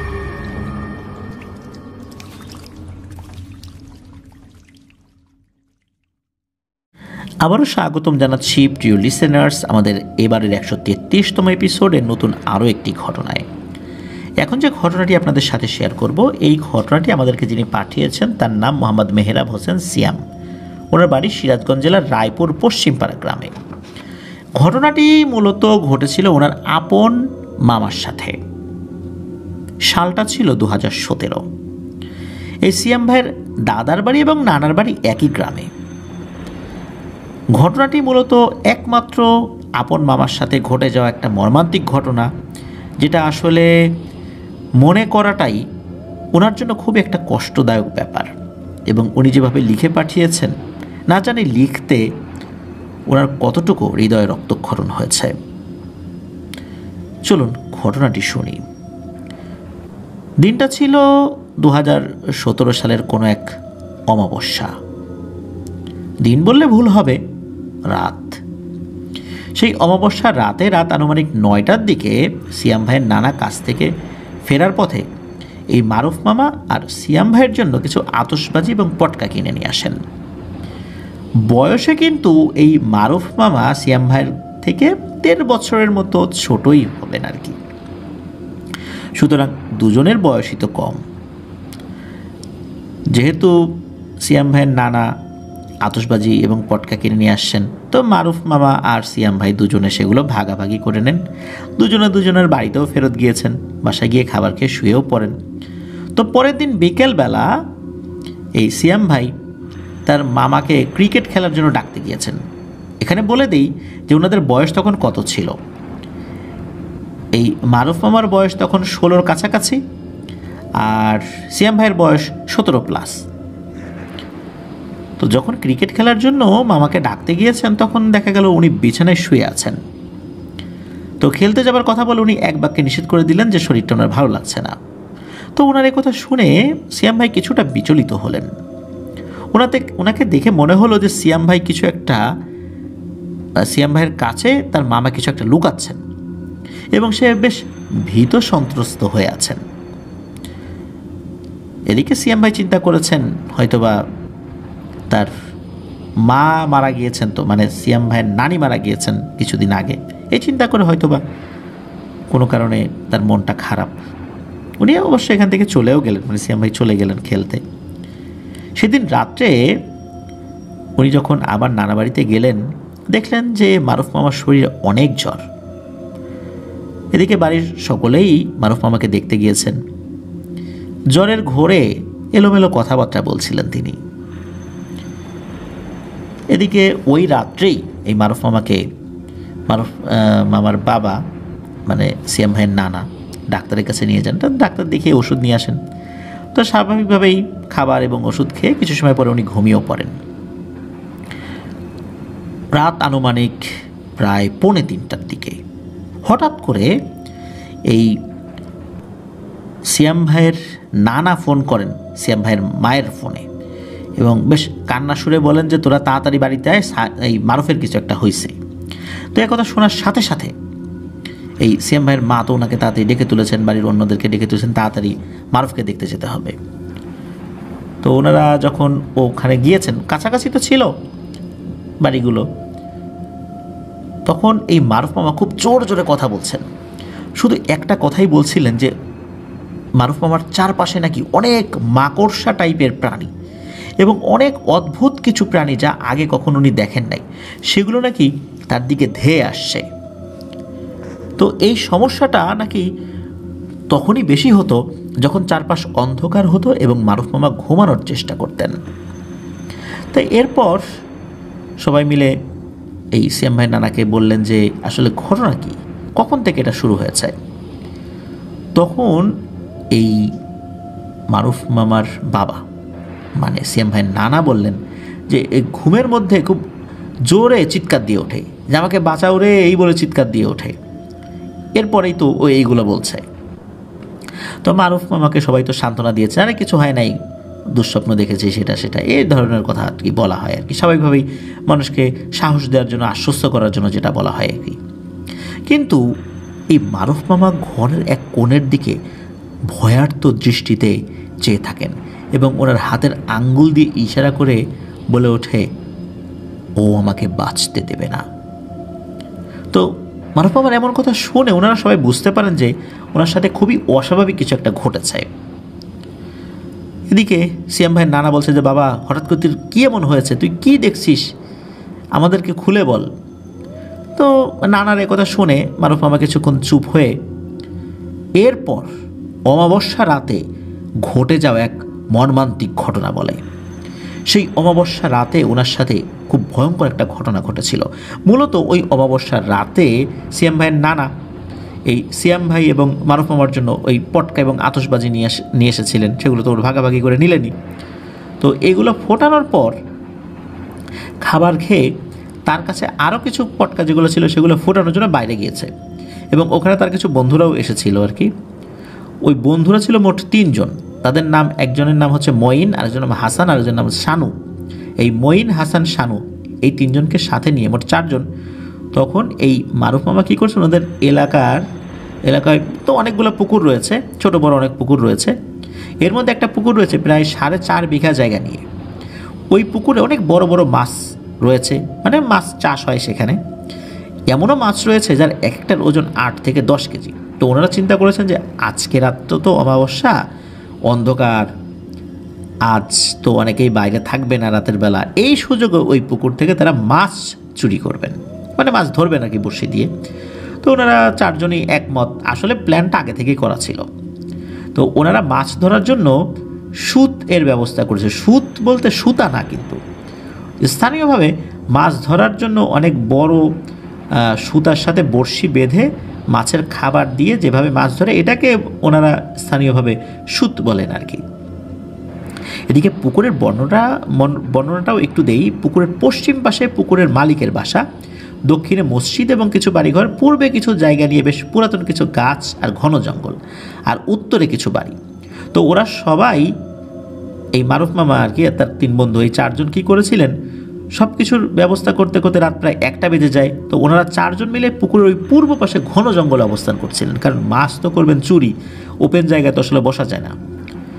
আর এই বয়সেই কিন্তু এই 4 জনই কিন্তু সিগারেট খেতেন, যার কারণে তাদের সিগারেট কেনারও প্রয়োজন পড়ে। তো 3 জন, মানে ওই যে 3 যে বন্ধু আর কি, মঈন, হাসান, শানু, এই 3 জন এই মারুফ মামাকে নাকি একা ওখানে রেখে একটা দোকানে গিয়েছে। ওই রাস্তার পাশে একটা দোকান ছিল, ওই দোকানদার আবার দোকানেই ঘুমাতো, যাকে আসলে সবসময় ডাকলেই পাওয়া যেত। অনেকেই ওই দোকান থেকে তাকে ডেকে উঠিয়ে মাল কিনতো রাতের বেলা, এমন একটা অবস্থা আর কি। তো ওই 3 জন ওখানে গিয়েছে। তো 15 থেকে 20 মিনিট হয়ে গেছে, তারা তখনও আসে নাই। তো মারুফ কিন্তু ওইখানে চুপচাপ বসেছিল। হঠাৎ করে মারুফ মামা নাকি জঙ্গলে কোনো কিছুর উপস্থিতি লক্ষ্য করে।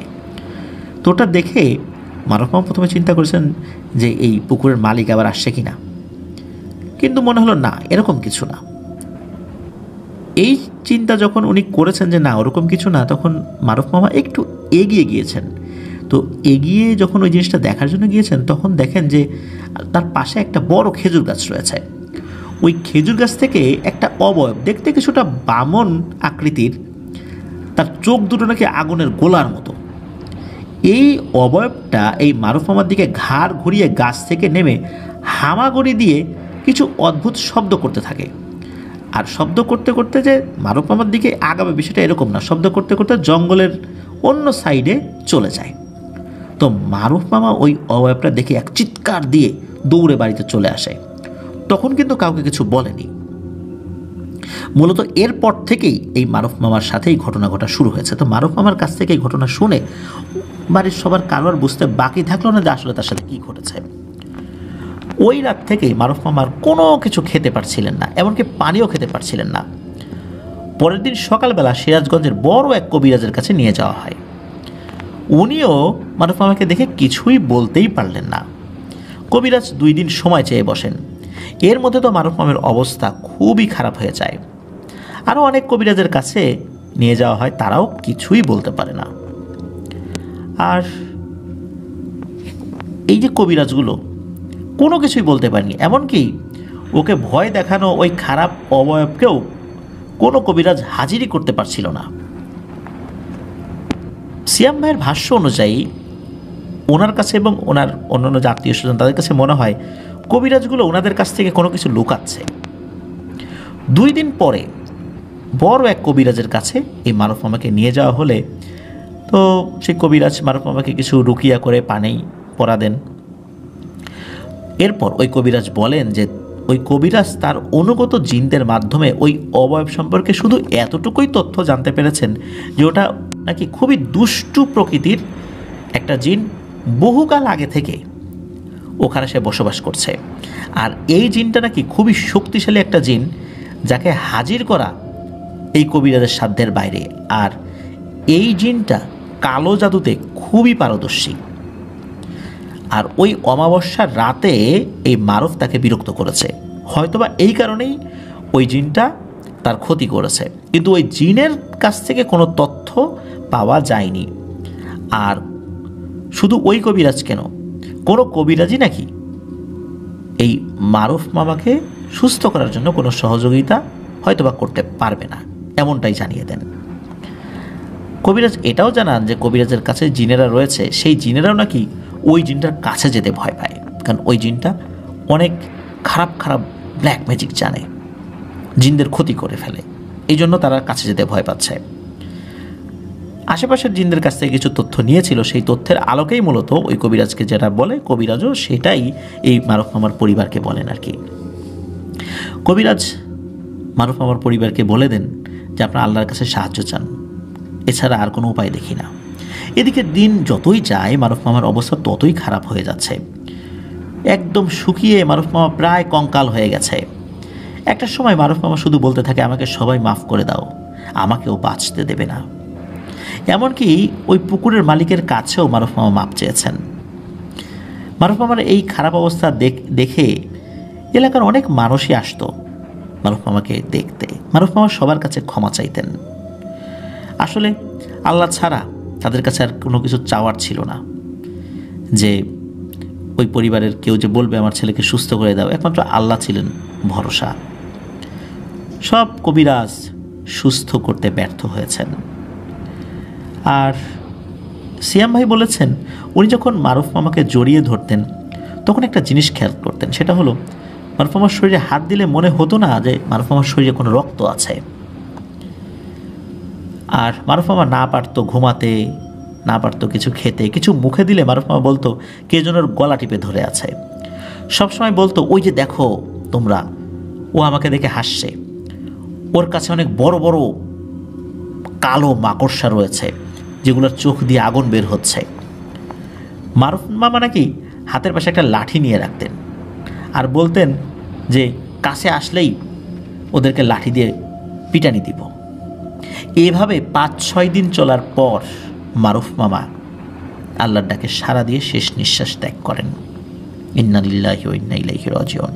আসলে ওনার মৃত্যুর আগে এতটাই কষ্ট হচ্ছিল যে সিয়াম ভাই জানিয়েছেন যে ওনার সুস্থতার জন্য দোয়া করার পরিবর্তে একটা সময় মুখ দিয়ে এটা বের হতো যে আল্লাহ আর কষ্ট তাকে দিও না, হয় সুস্থতা দান করো, তাহলে তাকে মৃত্যু দান করো, তার আর কষ্ট দিও না। তো এই মারুফ মামা মারা যাবার 2 বছর পর সিয়াম ভাইয়ের কলেজের এক বন্ধুর সাথে পরিচয় হয়, যার বাসা সিরাজগঞ্জ জেলারই শাহজাদপুর উপজেলায়। তো ওনার ওই বন্ধুর এক চাচা ছিলেন পেশায় একজন কবিরাজ। তো উনি সময় করে ওনাদের বাড়িতে ঘুরতে গিয়ে ওনার বন্ধু চাচাকে মারুফের সাথে ঘটে যাওয়া সেই অমাবস্যা রাতে কী হয়েছিল সব কিছু বলার পর উনি সিয়াম ভাইকে বলেন যে ওই জিনটা নাকি কয়েকশো বছর ধরে ওই স্থানে বসবাস করে আসছে, আর ও এতটাই কালো জাদুর চর্চা করে, ওর সাথে টেক্কা দেওয়ার মতো শুধু জিন না, অনেক বড় বড় মানুষ কালো জাদু যারা জানে আর কি, মানে ব্ল্যাক ম্যাজিশিয়ান, তারাও কিন্তু পারে না। আর এই কারণেই মূলত অনেক কবিরাজ তার সাথে কোনো ঝামেলাই জড়াতে চায় না, বিশেষ করে এই ধরনের জিন যারা আছে এদের সাথে কোনো ঝামেলাই জড়াতে চায় না, তাতে আরও বড় ক্ষতি হয়। রুগী তো সুস্থ হয়ই না, উল্টো ওই কবিরাজের বংশসহ নির্বংশ করে ফেলে। মূলত এই সমস্ত কারণেই ওই কবিরাজগুলো বিভিন্ন কথাগুলো লুকিয়ে গিয়েছিলেন, তারা বলতে চান নাই আর কি। আর এই ধরনের সমস্যা যদি কারোর সাথে একবার শুরু হয় সেটা নাকি অধিকাংশ ক্ষেত্রেই মৃত্যু দিয়েই শেষ হয়, যেটা মারুফের সাথে হয়েছিল। তো এটি ছিল ঘটনা। আর ওই যে পুকুরটা, যে পুকুরটায় অনেক বড় বড় মাছ পাওয়া যায়, মাছ মূলত সেখানে চাষও হয়, ওই পুকুরের মালিকও রয়েছেন। তো ওই পুকুরটা সৃষ্টির পেছনেও নাকি একটা ভয়ঙ্কর ঘটনা রয়েছে, যেটা সিয়াম ভাই পরবর্তীতে আমাদেরকে পাঠাবেন বলে জানিয়েছেন। প্রিয় লিসেনার্স, আমাদের এবারের এপিসোডের 5টি ঘটনা কিন্তু হয়ে গেল। কেমন লাগছে আপনাদের কাছে জানাবেন। আর দেখতে দেখতে আমরা কিন্তু এবারের এপিসোডের একদম শেষ ঘটনায় চলে এসেছি। তো চলুন এবারের 133 নম্বর এপিসোডের শেষ ঘটনাটা শুনে আসি। আবারও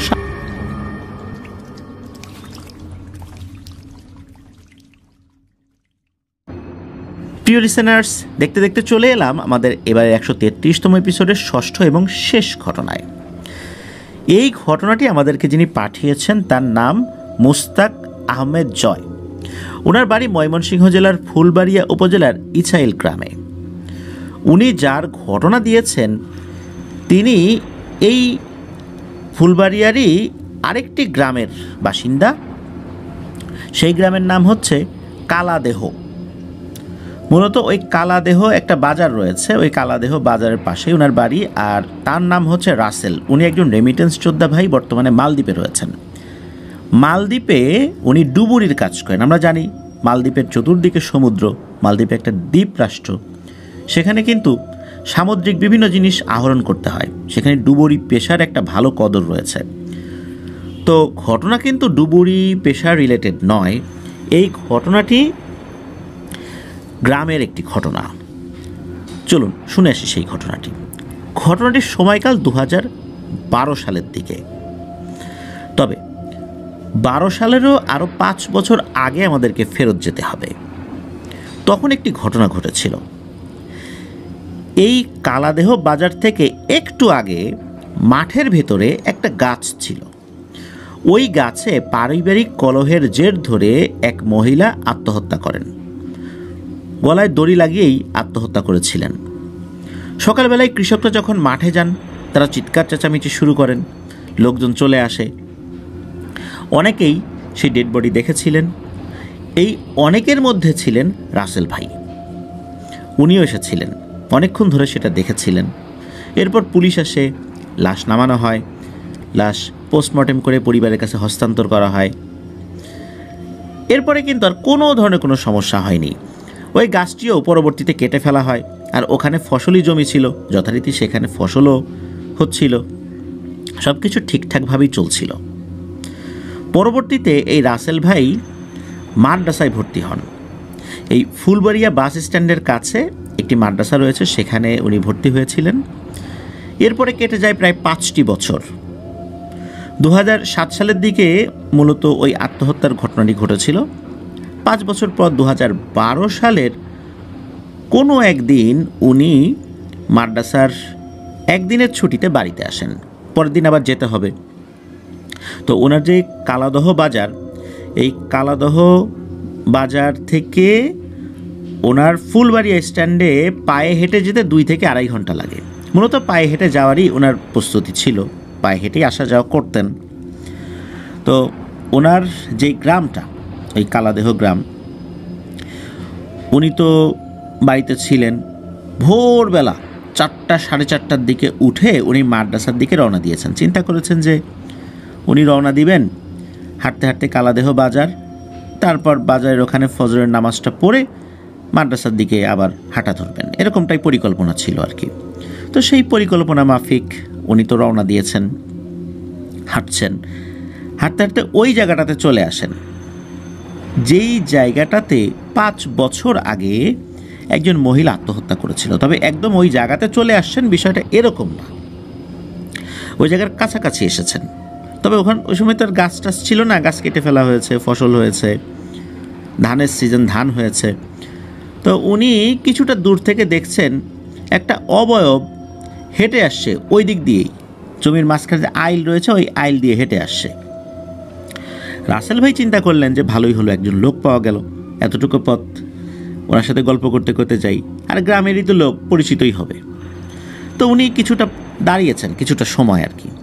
তো ওই অবয়বটা তার দিকে হেঁটে হেঁটে আসছে। তো যখন কাছে চলে এসেছে তখন উনি দেখেন যে এটা একটা মহিলা। তো গ্রামের অনেক মহিলা আছেন, ওনারা কিন্তু আজানেরও আগে ওঠেন। গৃহস্থ বাড়ির যারা ভদ্রমহিলারা আছেন ওনারা অনেক সকালে উঠে কিন্তু কাজ করেন। তো এই দৃশ্য ওনার কাছে খুব নতুন কিছু না, যে হঠাৎ করে এই মাঠের মধ্যে একজন মহিলাকে দেখে উনি ভয় পেয়ে যাবেন, বিষয়টা এরকম না। কিন্তু উনি ওই মহিলাটিকে চিনতে পারেন। উনি দেখেন যে এটা সেই মহিলা 5 বছর আগে যিনি গলায় দড়ি দিয়ে এখানেই একটা গাছে আত্মহত্যা করেছিলেন। তো উনি যখন এটা দেখেছেন, দেখার পর উনি আসলে 5 বছরে অনেক কিছুই তো মানুষ ভুলে যায়, চেহারাটা একটু মানে ফ্যাকাশে হয়ে যায় স্মৃতির মধ্যে, অনেক সময় তো আসলে মনে আসে না। কিন্তু আর একটা দৃশ্য উনি ওই সময় দেখতে পান, এটা উনি ভালোভাবেই দেখেছিলেন। যখন ওই মহিলাটা তার কাছে চলে এসেছিল, উনি দেখেছিলেন ওই মহিলাটার গলায় এক ধরনের দাগ রয়েছে এবং সেই জায়গাটা অনেকটা ঘায়ের মতো হয়ে গেছে, গোলাকৃতির, মানে রিং আকারে।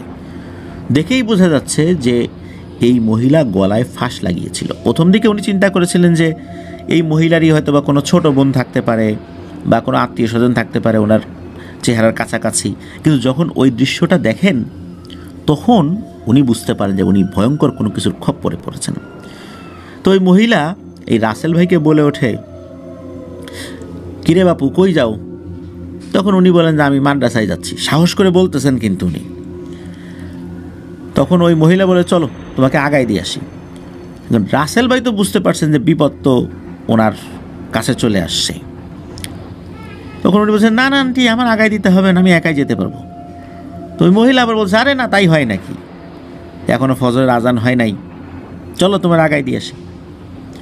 আর রাসেল ভাই যতই বলে না না আমি যাব না আপনার সাথে, আমি একাই যেতে পারবো, কিন্তু ওই মহিলা তো নাছর বান্দা, সে ছাড়েই না। তো একটা পর্যায়ে রাসেল ভাই বলে, আচ্ছা ঠিক আছে চলেন। তো রাসেল ভাই চিন্তা করেছিল যতটুকু ওই কালাদেহ বাজারের দিকে এগিয়ে যাওয়া যায়, কারণ এইখানে থাকলে তো বিপদ হতে পারে। যখন রাসেল ভাই বললেন যে ঠিক আছে চলেন, তখন ওই মহিলা বলছে যে বাবা তুমি সামনে হাঁটো, আমি তোমার পেছন পেছন আসি। ওই মহিলার কথাবার্তা কিন্তু খুবই স্বাভাবিক, একটা মানুষ দরদ মাখা কণ্ঠে যেভাবে কথা বলে ওইভাবেই কিন্তু কথা বলছিল। রাসেল ভাই তখন চিন্তা করছে, এখন পেছনে যদি এই জিনিসটা থাকে তাহলে তো আরও বিপদ, কখন পেছন থেকে আক্রমণ করে বসে। তখন রাসেল ভাই বলছে, না না আন্টি, আপনি সামনে হাঁটেন, আমি পেছনে থাকি। তখন ওই মহিলা বলে যে না, আমি পেছনে থাকি, তুমি সামনে হাঁটো। রাসেল ভাই তো কোনোভাবেই উনি সামনে হাঁটবেন না। একটা পর্যায়ে ওই মহিলা অনেকটা বিরক্ত হয়েই বলছে, আরে বাপু তোমরা ছেলে ফেলে মানুষ, কথা বললে শুনতে চাও, আচ্ছা যাও, আমি সামনে হাঁটতেছি, তুমি পিছনে থাকো। তো পেছনে হাঁটার সময় রাসেল ভাই কিন্তু ওই মহিলাকে ব্যস্ত রাখার জন্য বিভিন্ন প্রশ্ন করছিলেন, আর উনি এর ফাঁকে দ্রুত কিছু দোয়া পরে শরীরে ফু দিয়ে নিচ্ছিলেন। এই মহিলা এবং ওই রাসেল ভাইয়ের মধ্যে গ্যাপ ছিল 10-15 হাত এতটুকু। তো মহিলাকে জিজ্ঞেস করছেন যে আন্টি আপনি এখানে কোথায় থাকেন, এখানে তো ঘর বাড়ি দেখি না। তখন ওই মহিলা বলছে, আমি থাকি ওই পাশে থাকি, গ্রামে, তো এখানে তো থাকি না। তখন আরও কিছু প্রশ্ন করেন, কিন্তু ওই মহিলা কোনো উত্তর দেয় না, জাস্ট ওই শুরুর দিকে কয়েকটা উত্তর দিয়েছে আর কি, এরপর আর কোনো উত্তর দেয় না। রাসেল ভাই এই সুযোগে উনি দোয়া পড়ে নিচ্ছিলেন আর মাঝে মাঝে প্রশ্ন করেই যাচ্ছিলেন যাতে করে ওই মহিলাটাকে একটু ব্যস্ত রাখা যায়। এদিকে এই কালাদেহ বাজারের কিন্তু কাছাকাছি ওনারা চলে এসেছেন। ওখানে একটা মসজিদ ছিল, মসজিদ যতটুকু সীমানা নিয়ে তার থেকে আরও জমি কিন্তু মসজিদের ছিল, মানে ফাঁকা জমি ছিল। ওই মহিলাটি যখনই ওই মসজিদের সীমানায় পা দিয়েছে তখনই চিৎকার করে উঠেছে, ওরে বাবা রে, মসজিদের ভিতরে চলে আসছি। এই কথা বলার সাথে সাথে এই মহিলাটি একটা শেয়ালের রূপ নেয়, শেয়ালের রূপ নিয়েই গড়গড় আওয়াজ করতে থাকে, মনে হয় এখনই রাসেল ভাইকে আক্রমণ করবে, কিন্তু পারছে না। রাসেল ভাই তো দোয়া দুরুদ পরে শরীরকে বন্ধ করে নিয়েছেন। এই শেয়ালের রূপেই রাসেল ভাইকে বলছেন, ভাগ্য তোর ভালো রে, আজকে পারলাম না, আমি খেয়ালই করি নাই আমি মসজিদের সীমানার মধ্যে চলে আসছি, নাহলে আজকে দেখতি তোকে আমি কি করতাম। এই বলে ওই শেয়ালরূপী অবয়বটি হাঁটতে হাঁটতে মসজিদের পাশে একটা ঝোপের মতো রয়েছে ওই দিকটাতে চলে যায়। এরপরে রাসেল ভাই তো এক দৌড়ে রাস্তায় উঠে পড়েন। তখন তো কালাদেহ বাজারের কাছাকাছি চলে এসেছেন একদমই।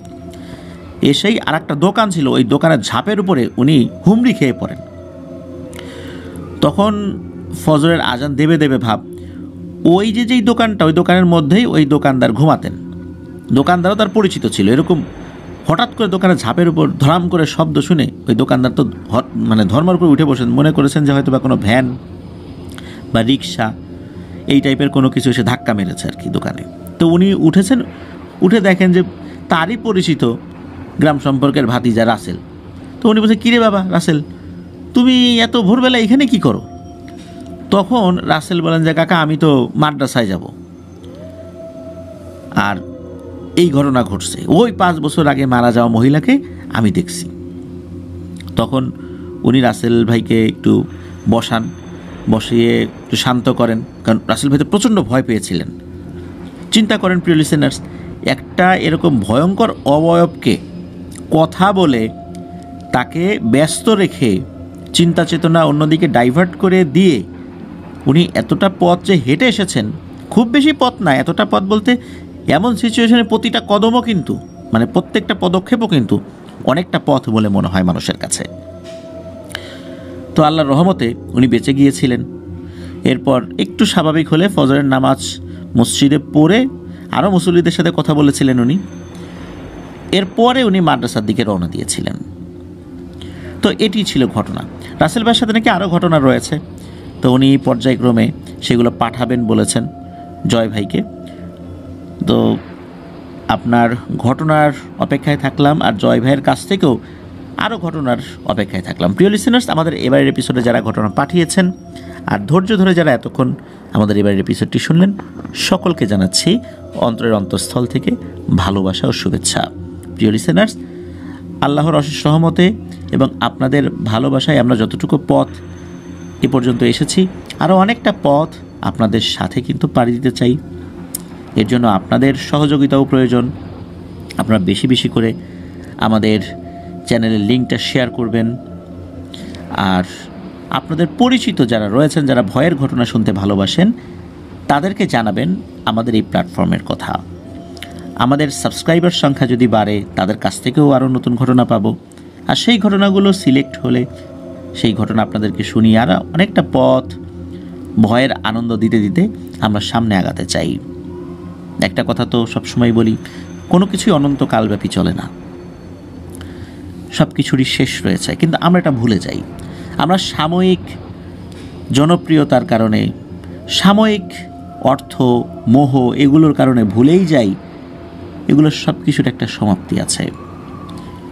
দীর্ঘ সময় ধরে চলা এরকম পৃথিবীতে অনেক শো রয়েছে যেগুলো একটা সময় এসে শেষ হয়ে যায়, এটাই বাস্তবতা। কিন্তু আমাদের কাছে মনে হয় আমাদের এই অগ্রযাত্রা কোনো দিন থামবে না, কিন্তু আমরা ভুলেই যাই একমাত্র আল্লাহ সুবহানাহু ওয়া তাআলা ছাড়া সব কিছুই শেষ হয়ে যাবে। এটা সব সময় প্রতিটা ক্ষেত্রে আমাদেরকে মাথায় রাখতে হবে। প্রত্যেকটা কাজে, যেই চাকরির বড়াই আমরা করি, যে ক্ষমতার বড়াই করি, সেটাও কিন্তু সময়ের সাথে শেষ হয়ে যাবে। এগুলো কিছুই থাকবে না, শুধু থেকে যাবে আমরা যা করছি সেগুলো।